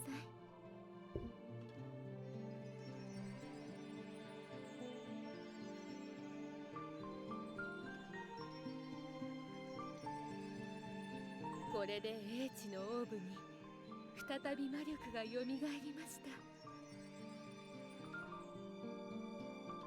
我がアルテナ王室に伝わる話では、大魔導士グランクロワによって生み出されたクラス4となることができるはず。アンジェラ、私はあなたの母であることを誇りに思います。お母様、誰に何を言われようとも、あなたはこのアルテナの女王を継ぐ者。胸を張っていきなさい。はい。私にはやらなければならないことがありますので、失礼いたします。ここはあなたが継ぐべき国。必ず帰ってくるのですよ、アンジェラ、私の娘。英知のオーブ、これで私もクラス4になれるのね。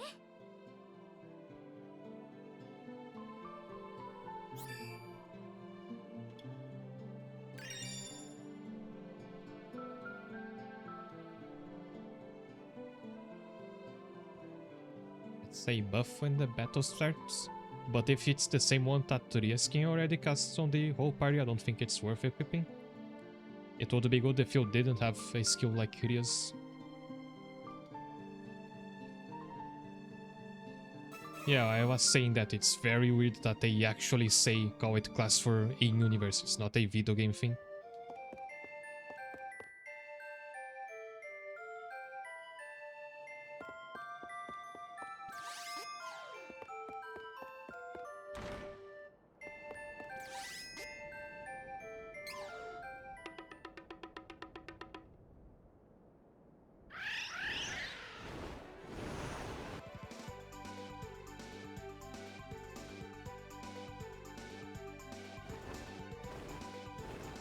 Even weirder is that apparently everybody except our main characters knew about this, and everybody's just bringing it up now.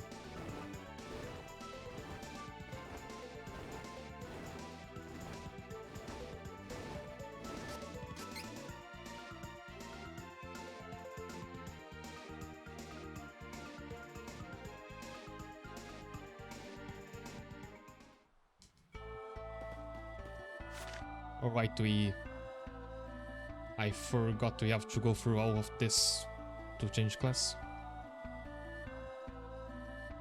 Unless we go to one of the other dungeons. I don't actually remember which one is easiest to reach the Mana Stone. Because that will be good to know when we have to come back for Hawkeye's quest change. I think in that Dark Tower you can just walk straight in and there is a Mana Stone.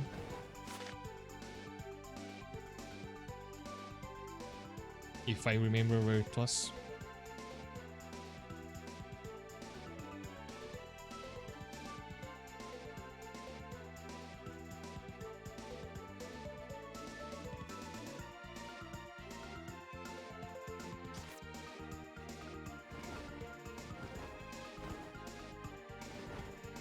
Just strong, yeah, that can work as well.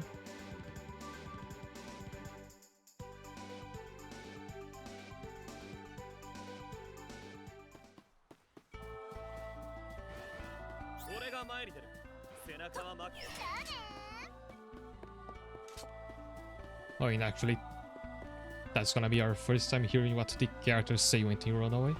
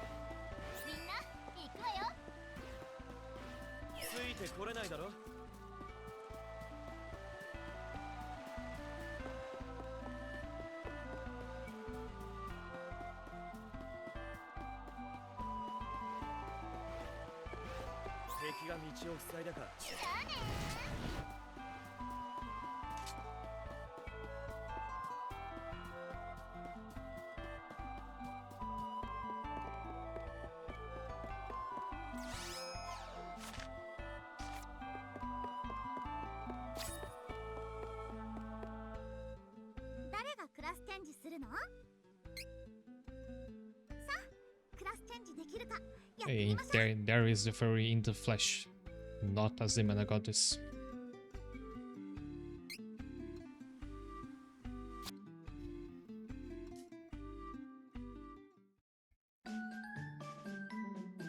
So here's the difference for class sword. There is only one. The other times we change classes we always had two options. But there is only one class sword if you pick the light side of your path. And another one for the dark side, which we don't even get to see. It just turns into a meteorite.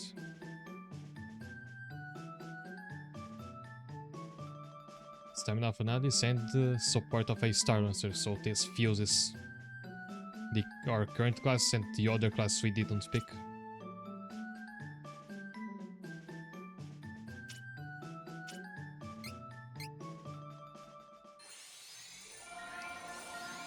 I'm unfortunately not too hyped about this one. I did like how the Star Lancer looked better.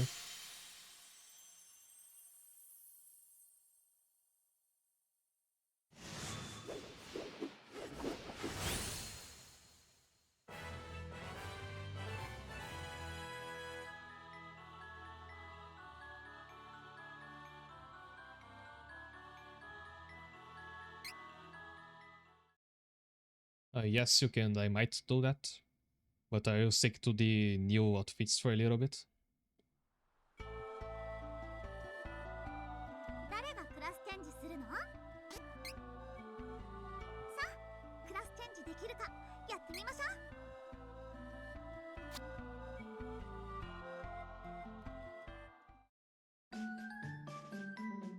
Angela gets to be a Mystic Queen.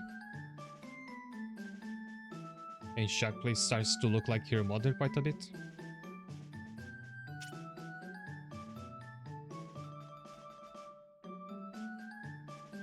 Element Master, so she ignores elemental resistance. That's pretty good to have.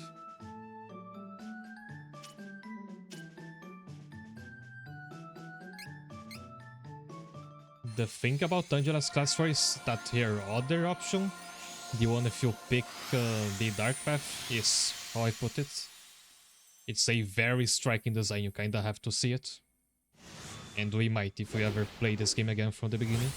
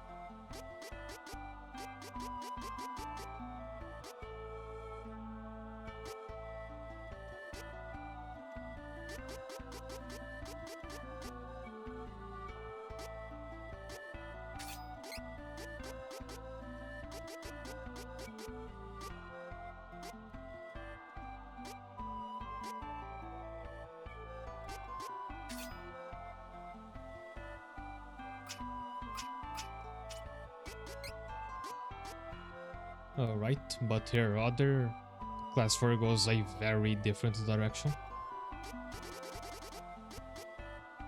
But yeah, Angela's class 4 are like, I think by far the best ones, best looking ones in the game, both of them.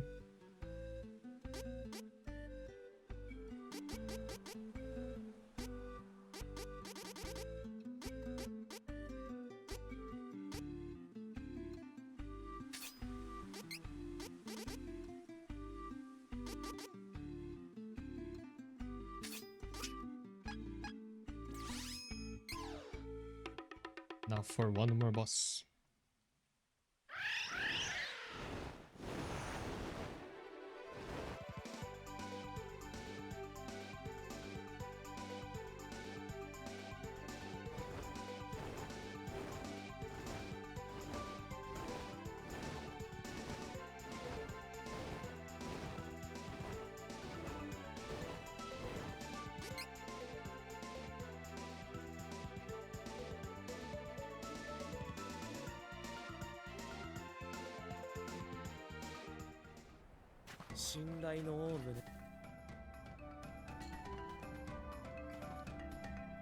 And I have to say that Ria's Dark Class 4 looks worse than the one we've got here.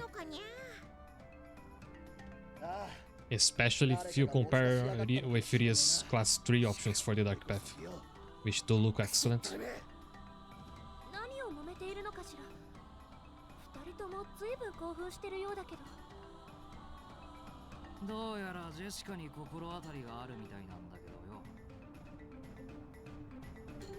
このことはホークアイにしか話せないって言い張ってんだよ。見かけ Oh, she only wants to talk to Hawkeye. あ、兄貴、ちょうどいいところに来てくれたですにゃ。ちょっと。いや、とても困ったことになってるですにゃ。奥の玉座の部屋にジェシカさんがいるので話を聞いてあげてほしいですにゃ。ここなら信頼のオーブについて何か情報が得られるかと思ったんだがな。一体何が起こってやがるんだ。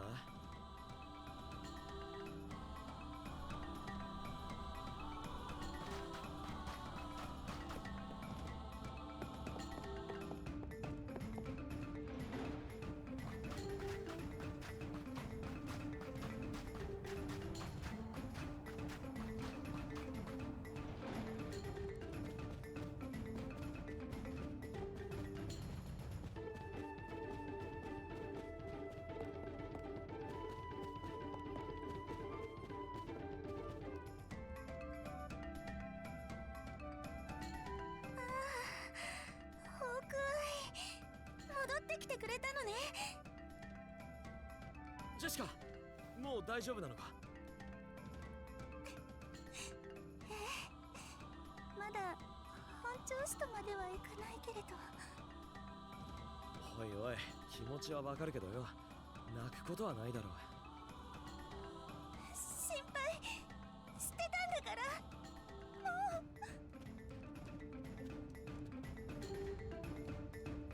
And Hawkeye's class 4B, I think that's you wish, because his class 4 is unfortunately gonna be the less impressive looking of all the ones that you're getting. みんなでナバールを立て直そうとしているんだけど、みんなで集めていたはずの財宝がどこにも見当たらないの。どうやら What 兄 do you さん call が the opposite パパ of の 5? 様子が Because おかしい that's こ what と I'm に feeling 気 now. づいて、そのほとんどをどこかに隠してしまっていたらしいのよ。イーグルがあいつは目端の利くやつだったからな。それで兄さんは何かあった時にはあなたを頼って火炎の谷を探せって言ってたのだけれど。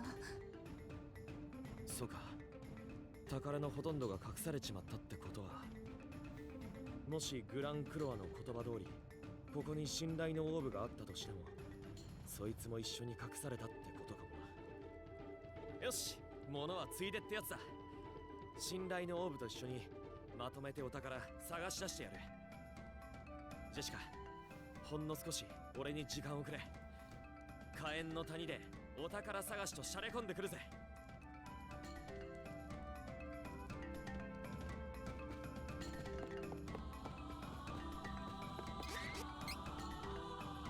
Also, they should have new skills to earn, right?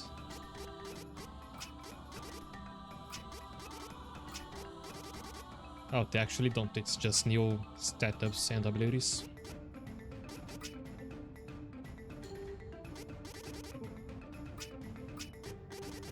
I think I'll save up Purius to invest on more strength.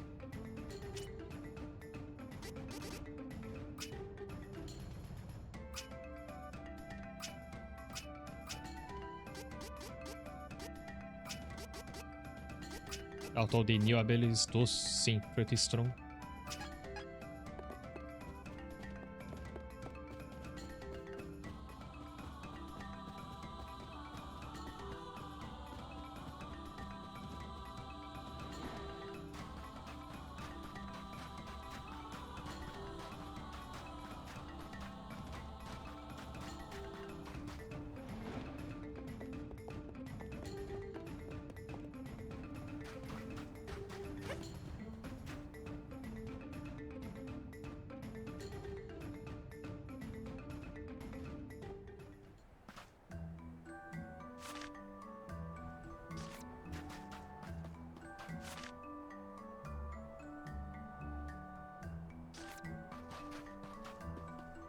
I actually wonder if it's faster to just ride Flamey and take a shortcut to the dungeon.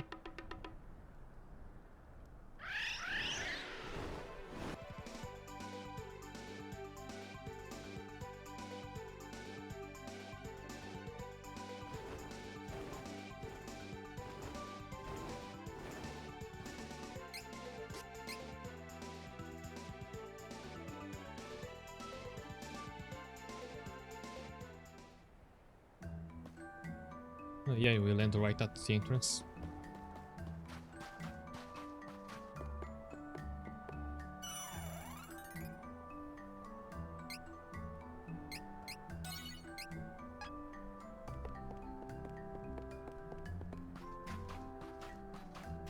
Yeah, and it looks much more like a follow-up to her other class 3, the one we didn't pick, than to the Star Lancer. Which is a reason I really wish they had gotten the extra step to give 2 options for each class 4. 2 for light and 2 for dark, like it's usually been. どうやって探せばいいのかしら。見当もつかないわ。隠してある宝物って結構な量のはずよね。そんなに目立つものもしあったらもう見つけてると思うんだけど。いや、俺に心当たりがある。とにかく先に進んでみよう。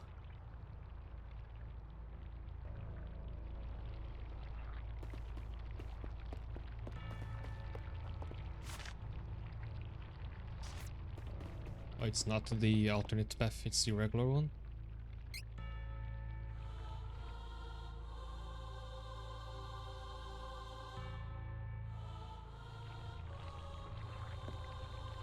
Also, I might have done something I shouldn't.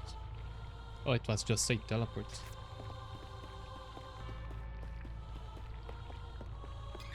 We do have a new class strike, but we didn't get a bigger gauge. It's stuck at 4 bars. And I think it's gonna be a while to have them full to show off the new class みんな strikes. ちょっと待ってくれ。ここだ。ほら、ここをよく見てくれ。岩肌に小さく鳥の瞳のマークが刻んである。ここをこうすると、こ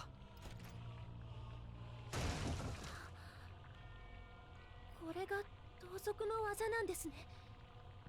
探すのも隠すのも。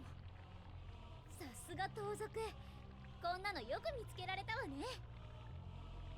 俺だってあると思って探さなきゃ見つからないさ。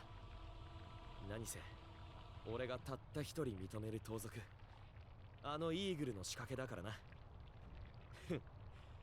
お宝の匂いがプンプンしやがる。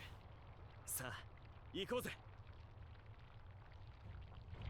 しかし随分大掛かりな仕掛けだったな。それだけ大事なお宝が隠されているってことか。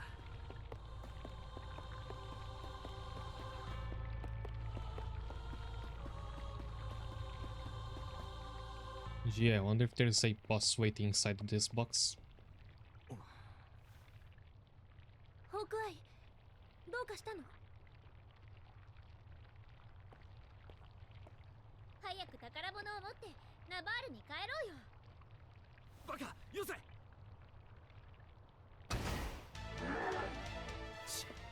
れだから素人。あのイーグルの隠した宝だ。何の仕掛けもないなんてありえない。 Yeah, of course, it's a super mimic. そうだったから時間をかけたかったんだがな。後悔しても始まらねえ。みんな行くぞ。 I mean, those have never been that tough. Mimics are usually a pain to deal with, but not in this game. 盗賊泣かせの仕掛けをありがとうよ、イーグル。気をつけな。 Oh, it's a Mimic Queen, and she can buff her own attack. Unfortunately, I don't have any dispel skill.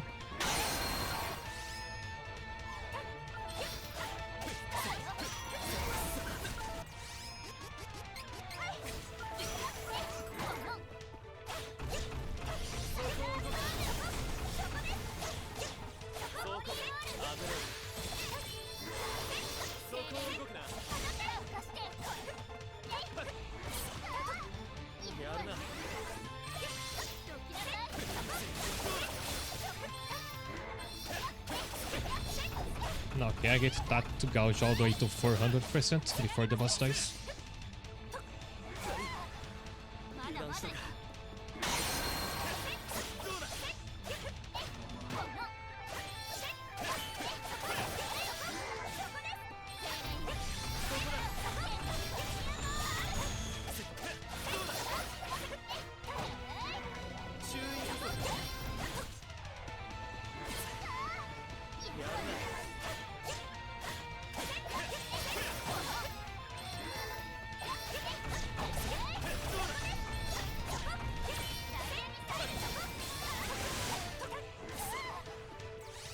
She barely moves from where she's standing, which actually is gonna make it easier.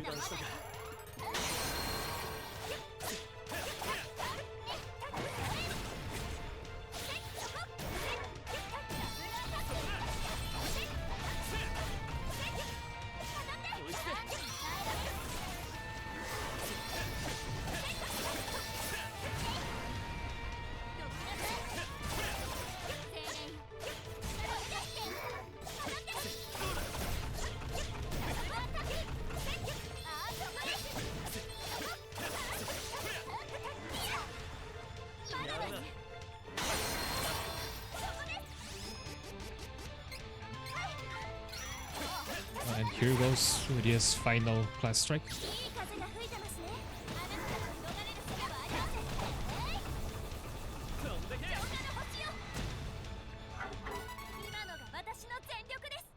And now you know where the name of her class comes from.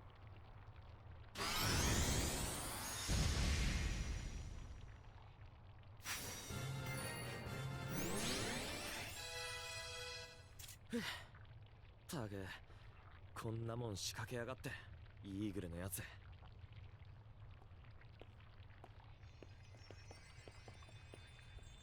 だがこれだけの量だと宝は俺たちだけじゃ運びきれそうにないな。これはどうやらこれがグランクロアの言っていた信頼のオーブってやつのようだな。イーグル、ホークアイ、お前がこれを見ているということは、きっと俺はもうこの世にいないのだろう。この宝はどうか妹のジェシカの望むように使ってやってくれないか。いや、それよりもこの金で盗賊家業から足を洗い、お前にはまっとうな道を歩んでもらいたい。ジェシカと一緒にな。きっとあいつも文句は言わないだろう。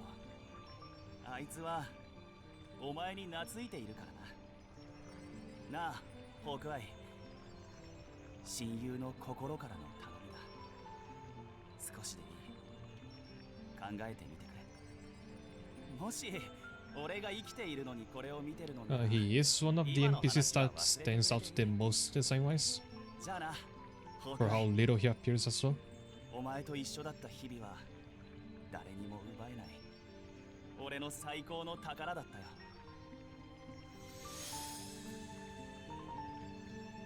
バカ野郎、最後の最後でとんでもねえもん押し付けやがって。バカ野郎、バカ野郎。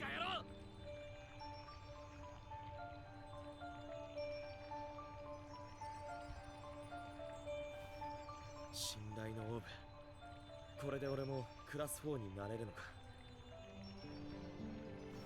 さあ、ジェシカたちにこの宝のことを教えに行ってやるとしようぜ。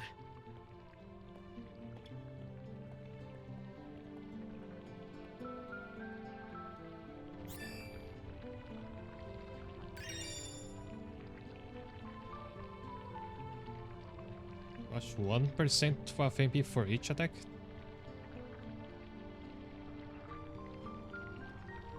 That sounds incredibly broken. Especially with Hawkeye that has a lot of hits on each of his normal attacks. これで全てのクラスチェンジアイテムが揃ったね。一度ランクロアのところへ戻りましょ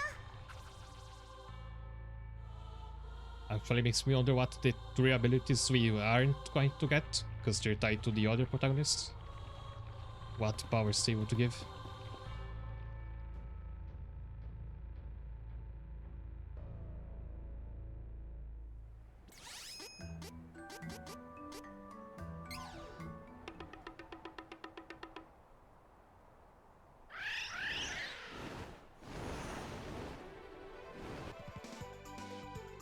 Yeah, if we put this on Hawkeye, he's gonna be throwing pumpkins like his own Whole Foods or something.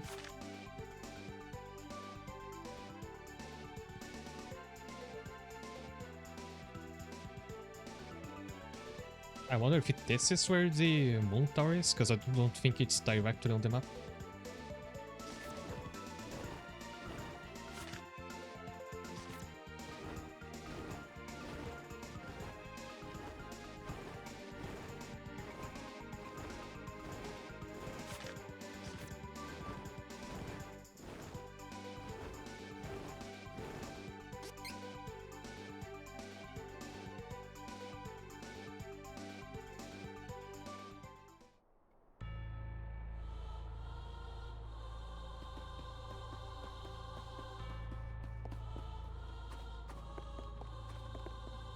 Oh no, this is already the beginning of the dungeon.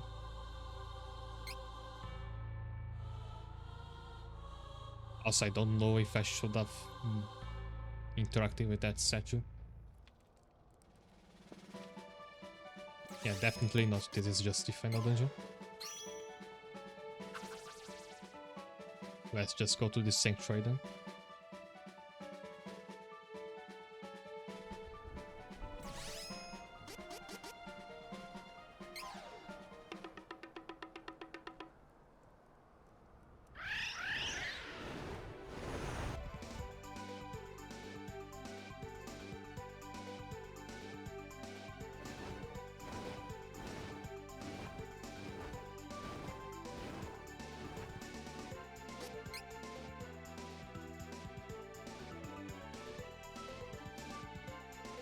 Of the mana stones are gone. Well, the fairy is supposed to be gone, but there she is. 先です。どんな作戦？さあ先を急ごう。オッケー、任せな。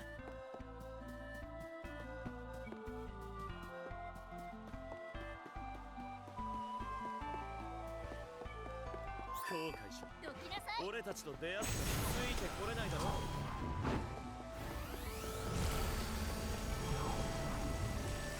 先です。注意してください。ついてこれないだろ。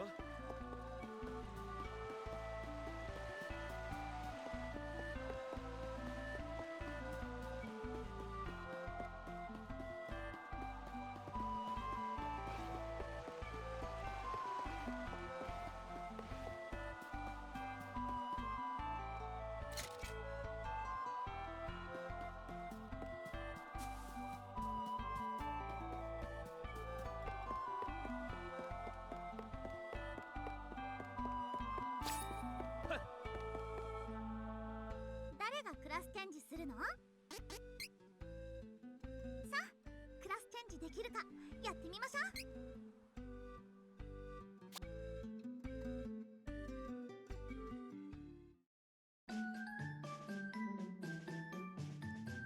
So there's Hawkeye's class 4. It's called Warden Keep.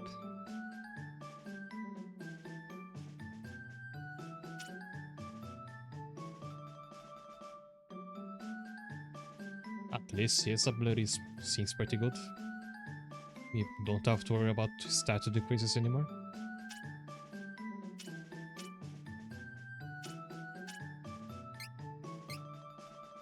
So this one seems to take a lot from the Ranger class, which is one he had before.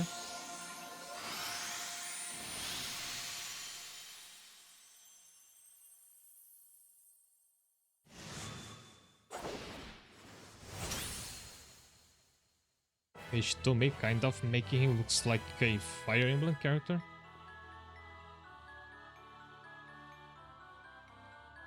I just don't think that shade of green fits in all that well.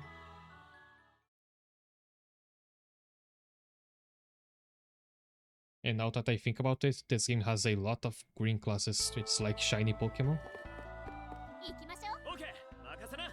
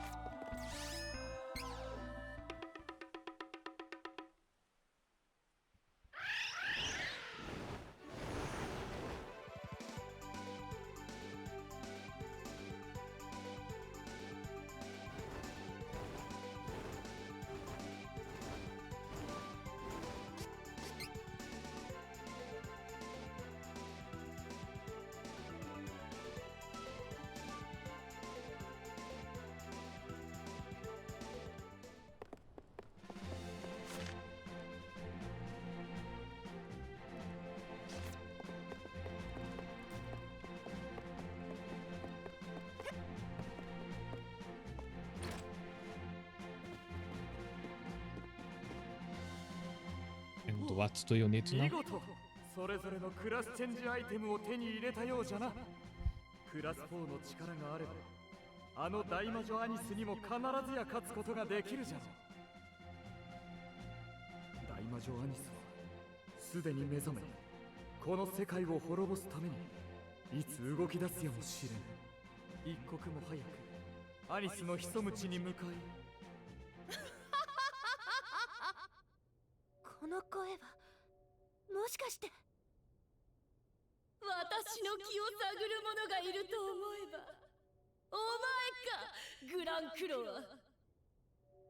貴様らごときがこの私に歯向かうというのか。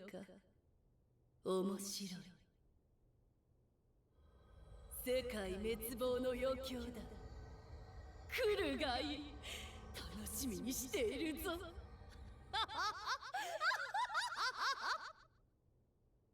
もはや一刻の猶予もならん。世界の命運はそなたらに託されたのだ。頼んだぞ。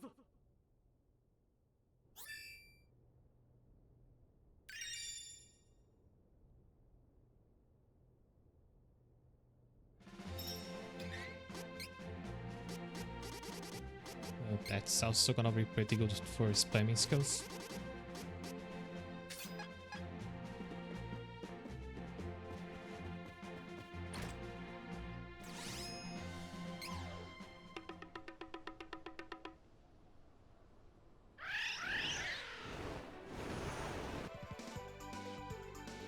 You know, I'm so glad you can summon Flaming anywhere that's open air, instead of having to walk to a specific spot every time, like with Vuskav.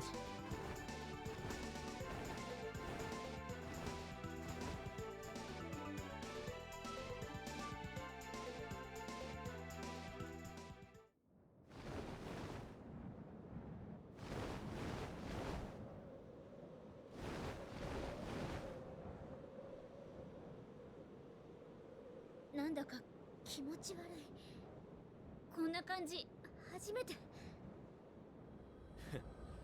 この先に大魔女アニスってのがいるのか。面白くなってきやがったぜ。 What do you mean by time for some fun?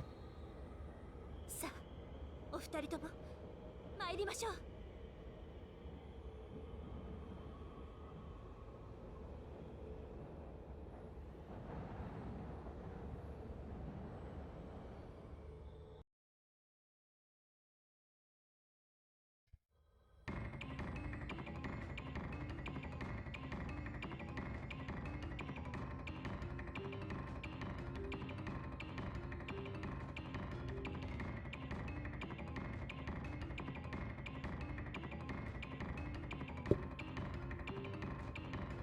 何よ、ここ。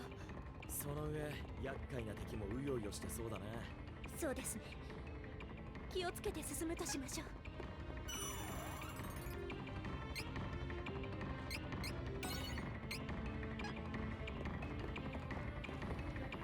行きましょう。仕方ないわ。 Alright, Hawkeye also has a new best strike you have to show off.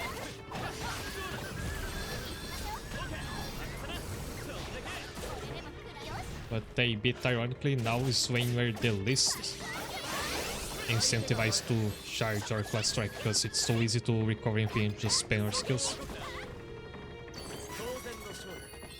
次の目的地に急ごう。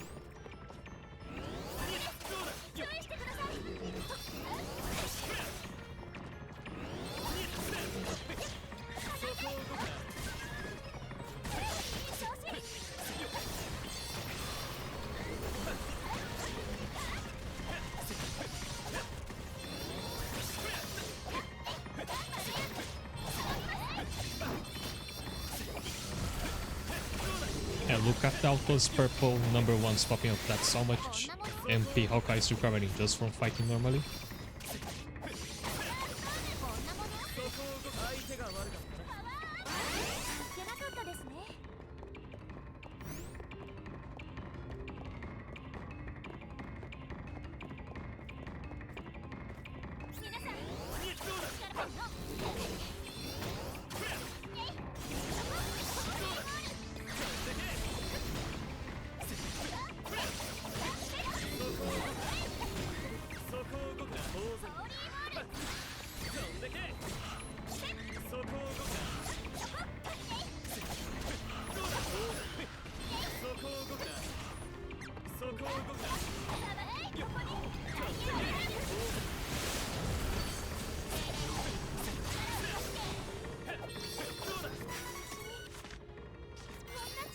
ったなんて。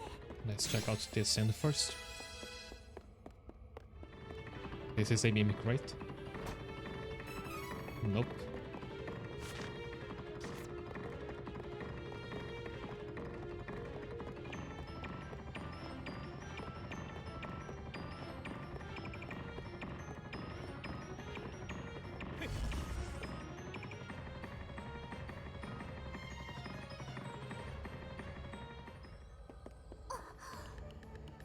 ここはアニスによって作り出された幻影空間のようね。人々の記憶や深層意識をもとに構築されているんだわ。大魔女アニス、やはり邪悪な心の持ち主なのですね。 What, she just for making a little village? Is it that bad?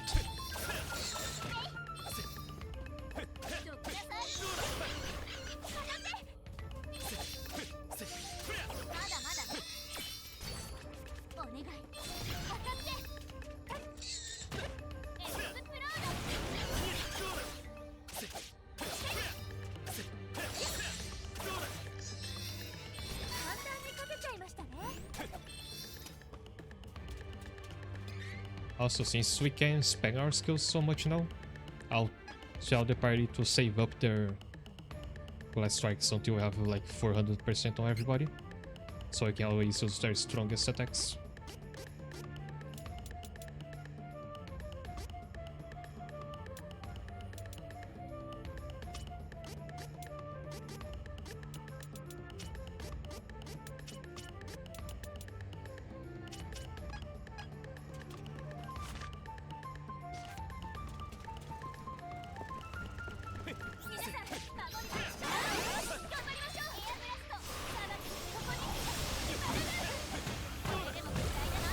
Yeah, maybe Vidias is angry because she just really hates the architecture here.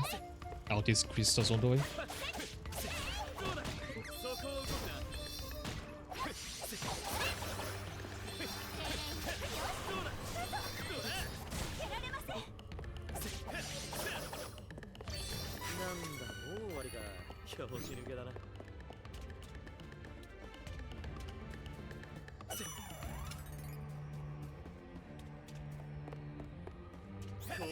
It's that slime again.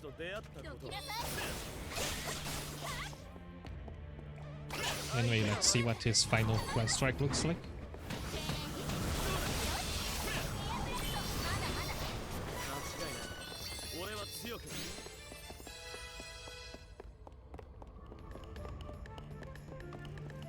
On this unsuspecting slime.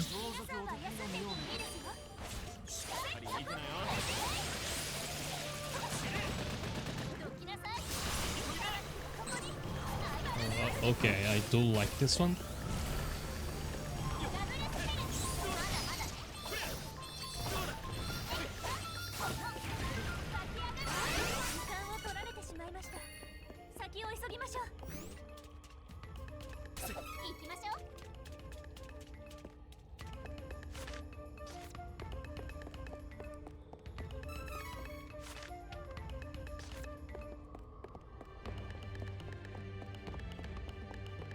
Also, Angela now has the longest skirt she's set for a while, and I'm sure you can see the difference when she runs now.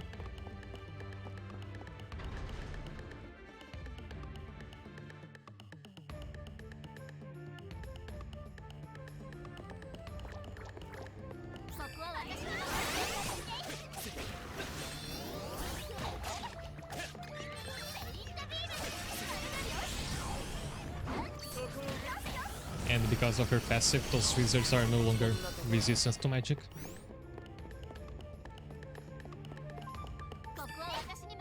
But they do have to power attack to charge her class strike.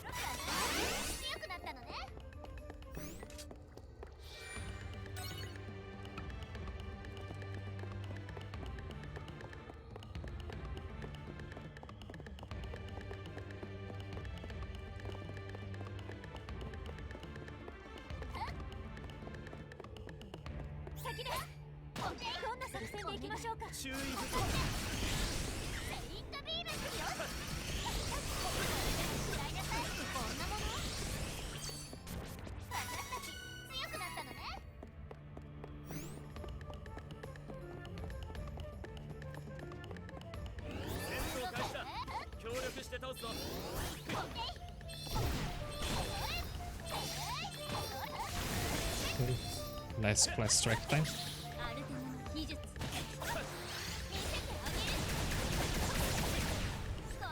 Oh, it's the same attack her doppelganger used.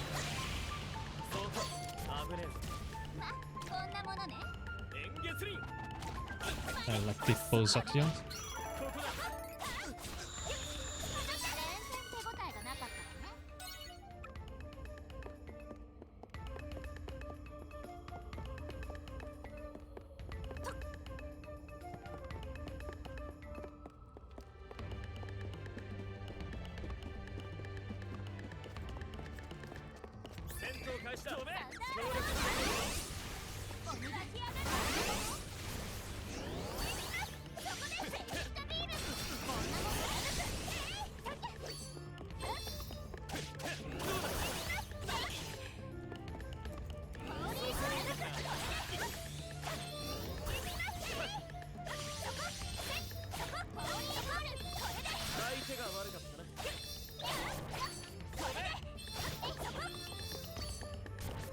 こんなところかな。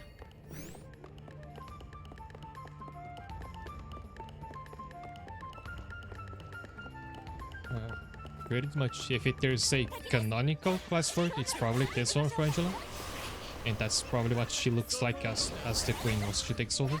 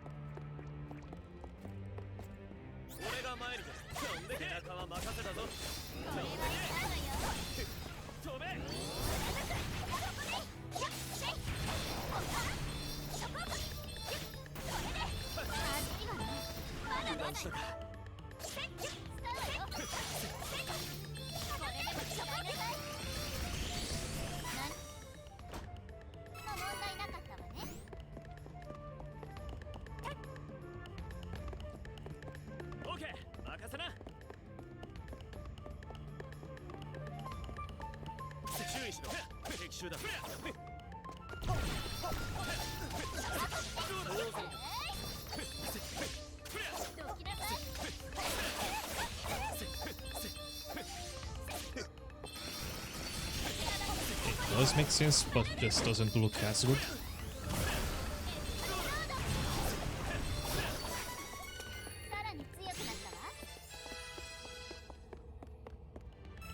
And they were talking about stealing water, so they at least have the spirit of thieving still.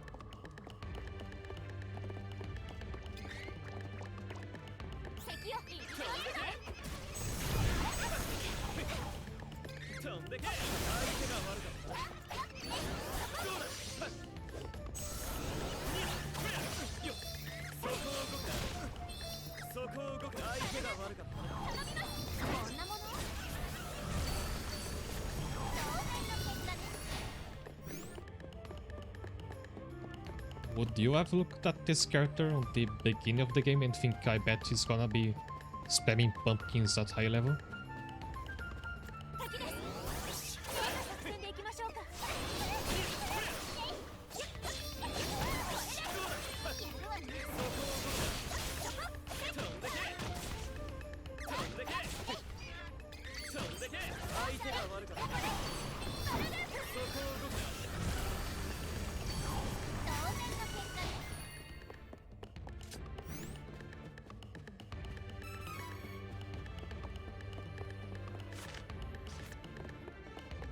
Also, much earlier in this playthrough I had joked about the beastmen stealing pumpkins from the villagers. I guess we now know why they wanted them so much.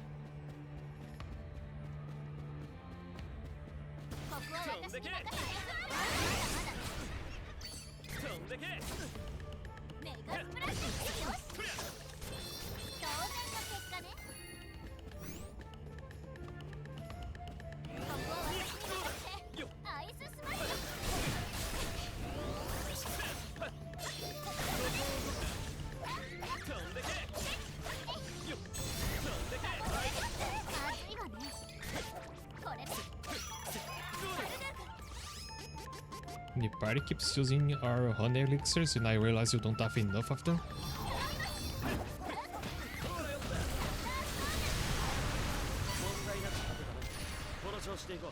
I should have purchased some more.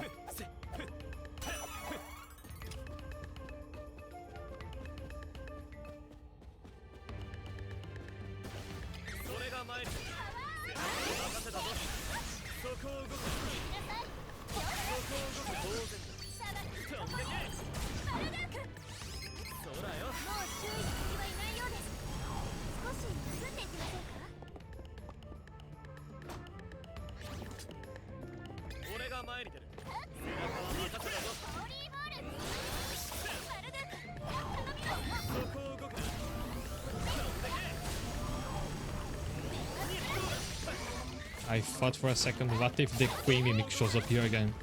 Just as a regular enemy?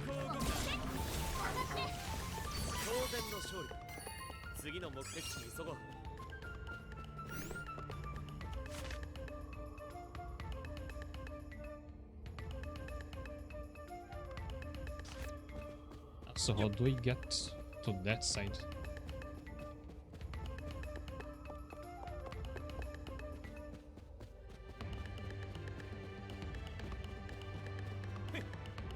I don't see any passage in here.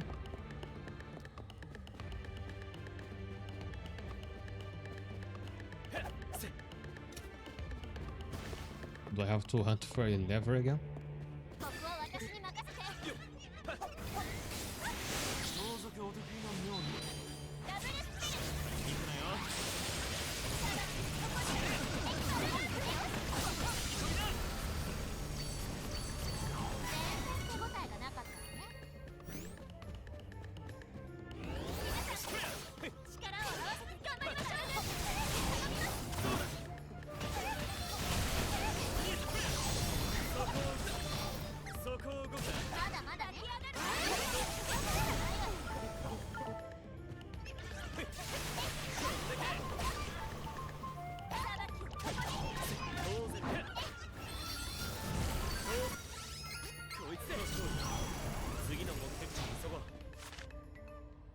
Yeah, our battles are just fireworks displays now.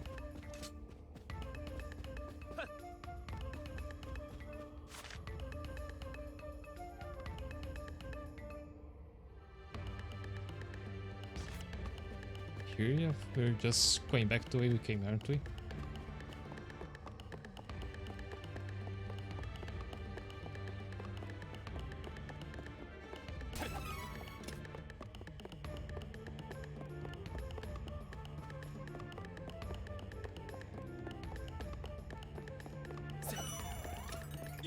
If there is a lever in there, it's gonna take me ages to find it because the walls are very dark.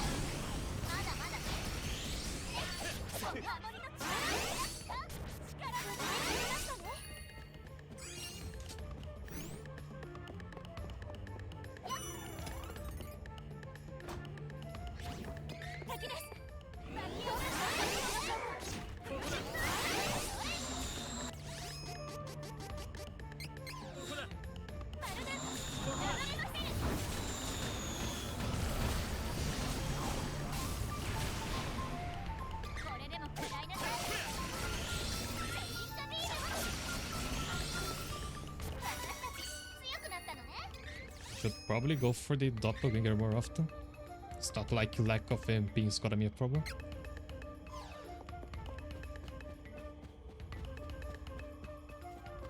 俺が前に出る。任せたぞ。よっ。そこを動くな。アルテナの秘術。これでさよならね。アルデーク。ま、こんなもので。どうだ。このパワー。力が湧いてきたぜ。参ります。注意しろ。そうしろ。危ねえぞ。いい風が吹いてますね。あなたから転がれる術はありません。氷の超過の星よ。まだまだね。ま、こんなところかな。も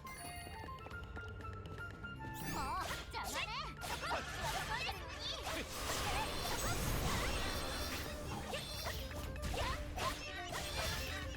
相手が悪かった。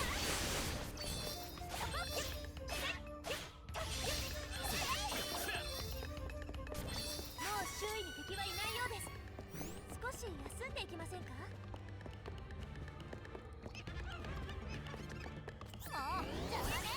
こっちは急いで貫く。当たってま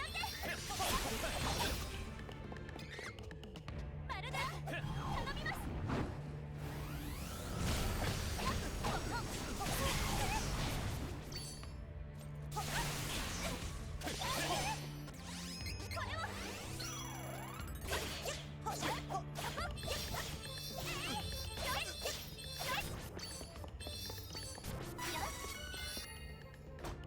これでしばらく敵と遭遇しないでしょう。敵です。力の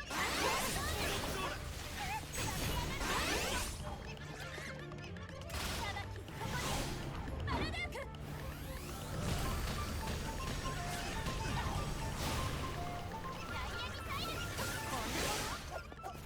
The range on that Seraph summon is kinda weird because he looks like he should nuke the entire battlefield, but he doesn't.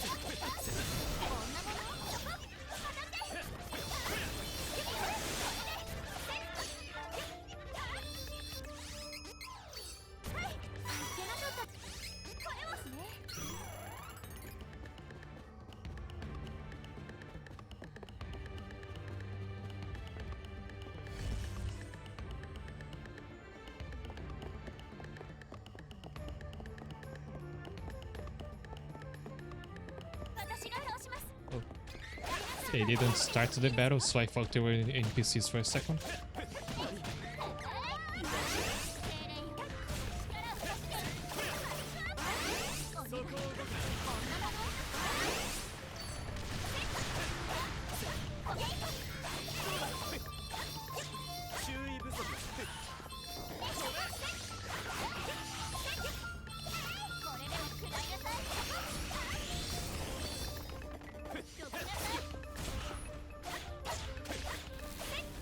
Oh, there's more of them.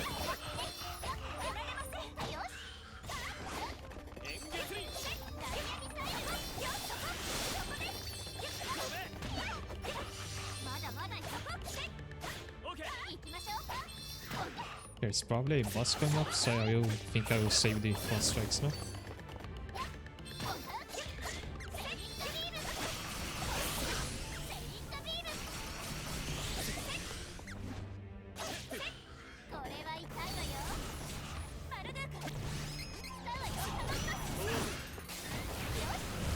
Interesting about the doppelgangers that it became active while it's in effect.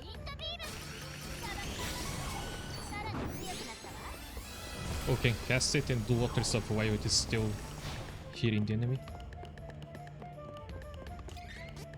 And since there is a save point here, it's a good time to use those buffs again. Because when I died against the Angela's boss, I undid the buffs.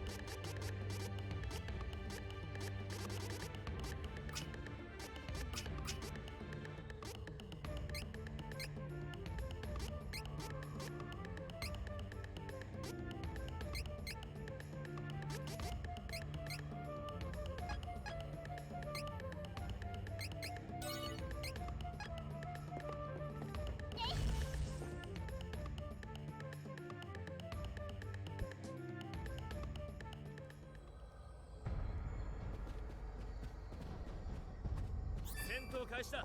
協力してますぞ。よっ動かない。セイントビーム。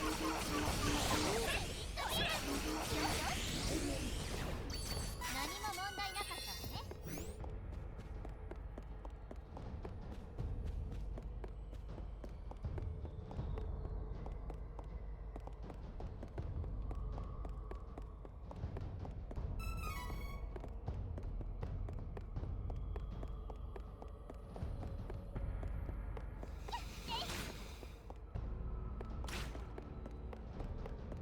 And I'm still messing those up.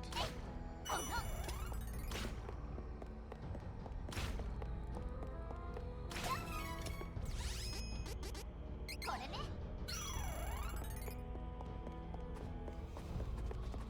注意しろ。そこを動くな。ごめん。これでもまだまだお金が溜まってきた。ここらでパーッと使っちゃわない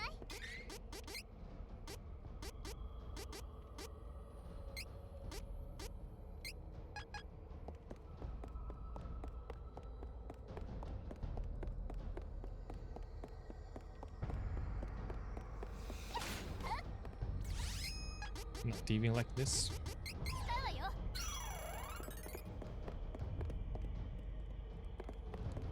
私が倒します。そこを動くな。ダブルスペルループ。当然の結果ね。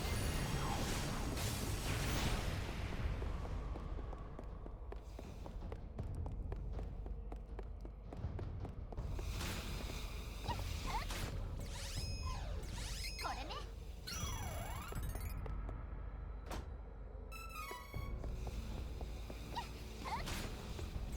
使うわよ。えい。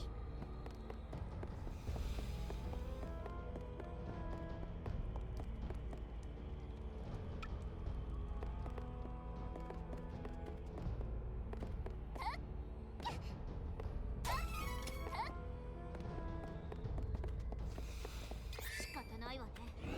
行くわよ。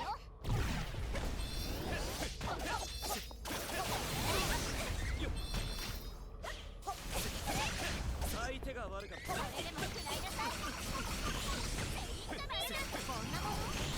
えい。注意不足。これね。当然の結果ね。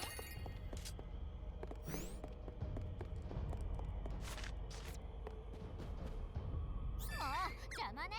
こっちは急いでる。これは痛いわよ。ここだ。まだまだ当然の結果ね。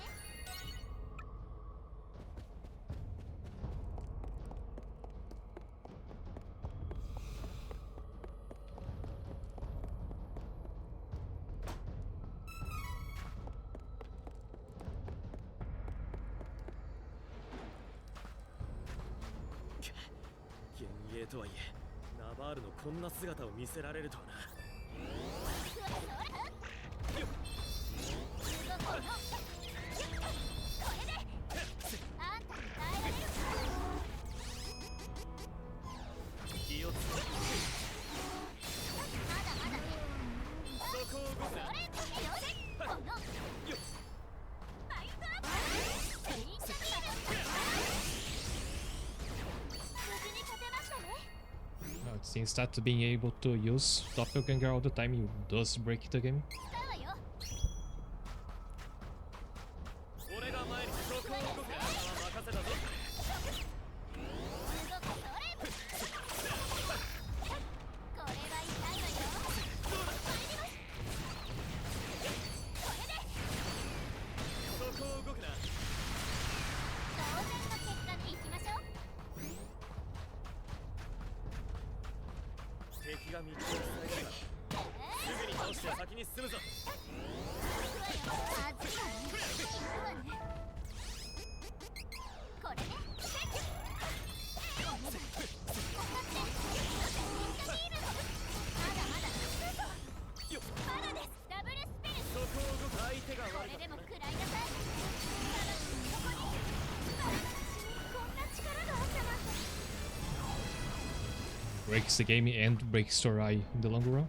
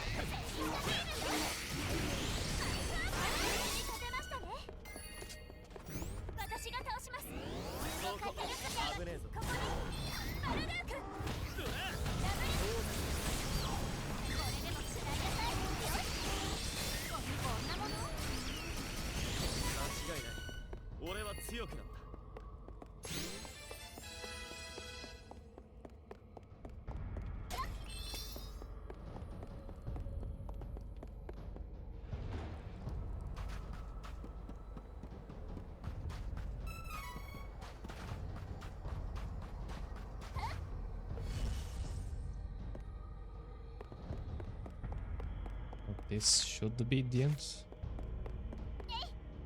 Almost there at least.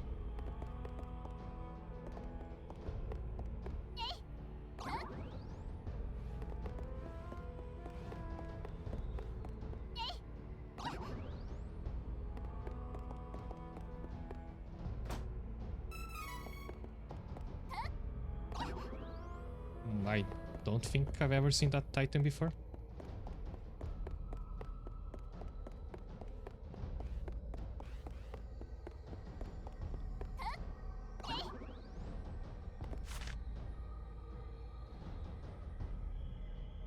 Is this where I came from? Yeah, I have to head that way.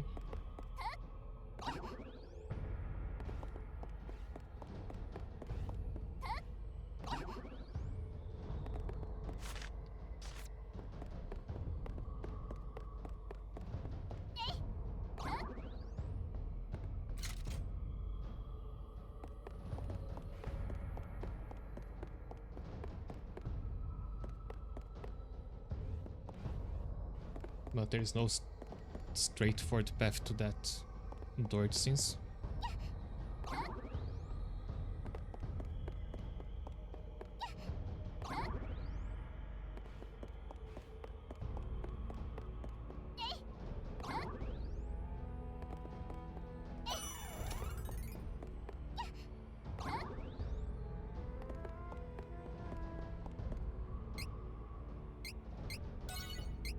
Right, by now it's the time I'd usually be ending this stream, but I'll just check if the boss is behind that portal. If she is, we'll fight her. If not, we end the stream.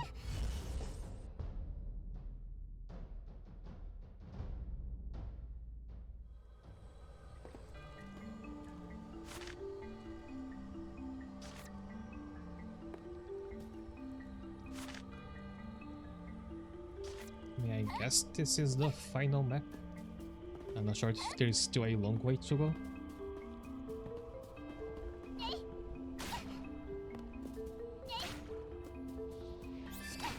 I'll try to just run from the battle soon.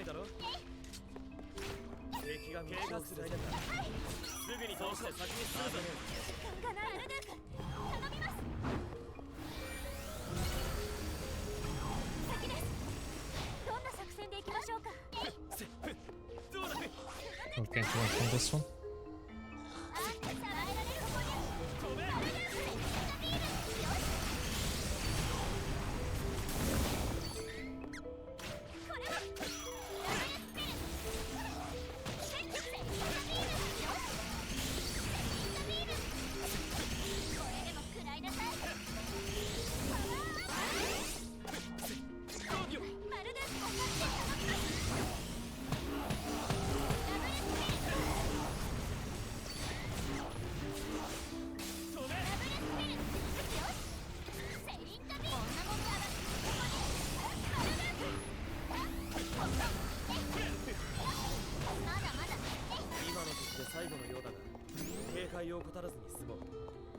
forget that wave of enemies was supposed to be a big deal, but we're just carpet bombing it.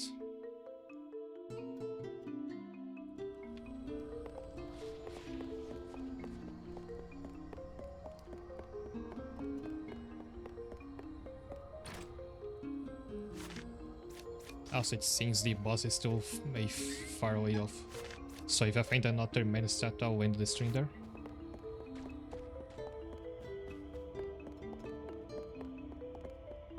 戦闘開始だ。協力してついてこれないだろ。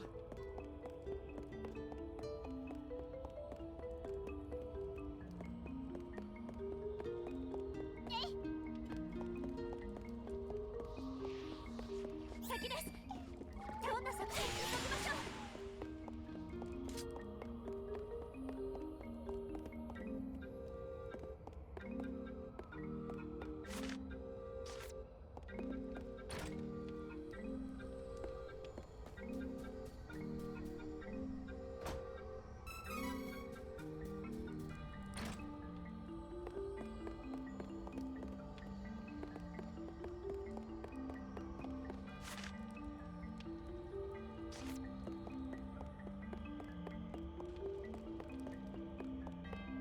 私が倒します。皆さんは休んで。先を急ごう。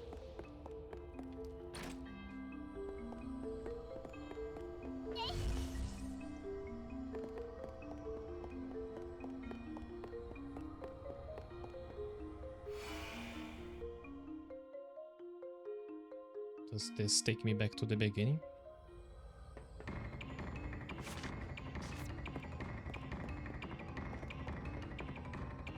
Yeah, so it does appear that this is the end of the dungeon.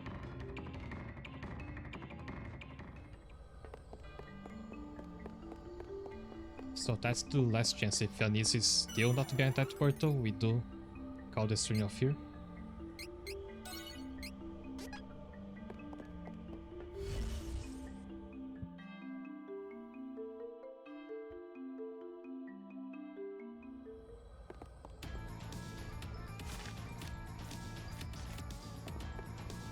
Okay, there is more dungeon to go around, so we're leaving that for next week.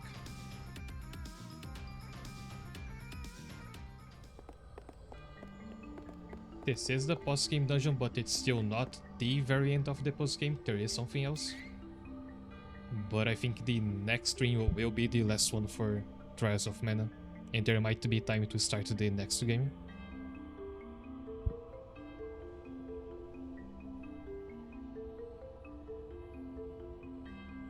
Anyway, thanks for tuning in. We have done a lot today. Next week I'll be keeping up the bi-weekly stream, so one on Friday and one on Saturday. I hope to see you there, and good night.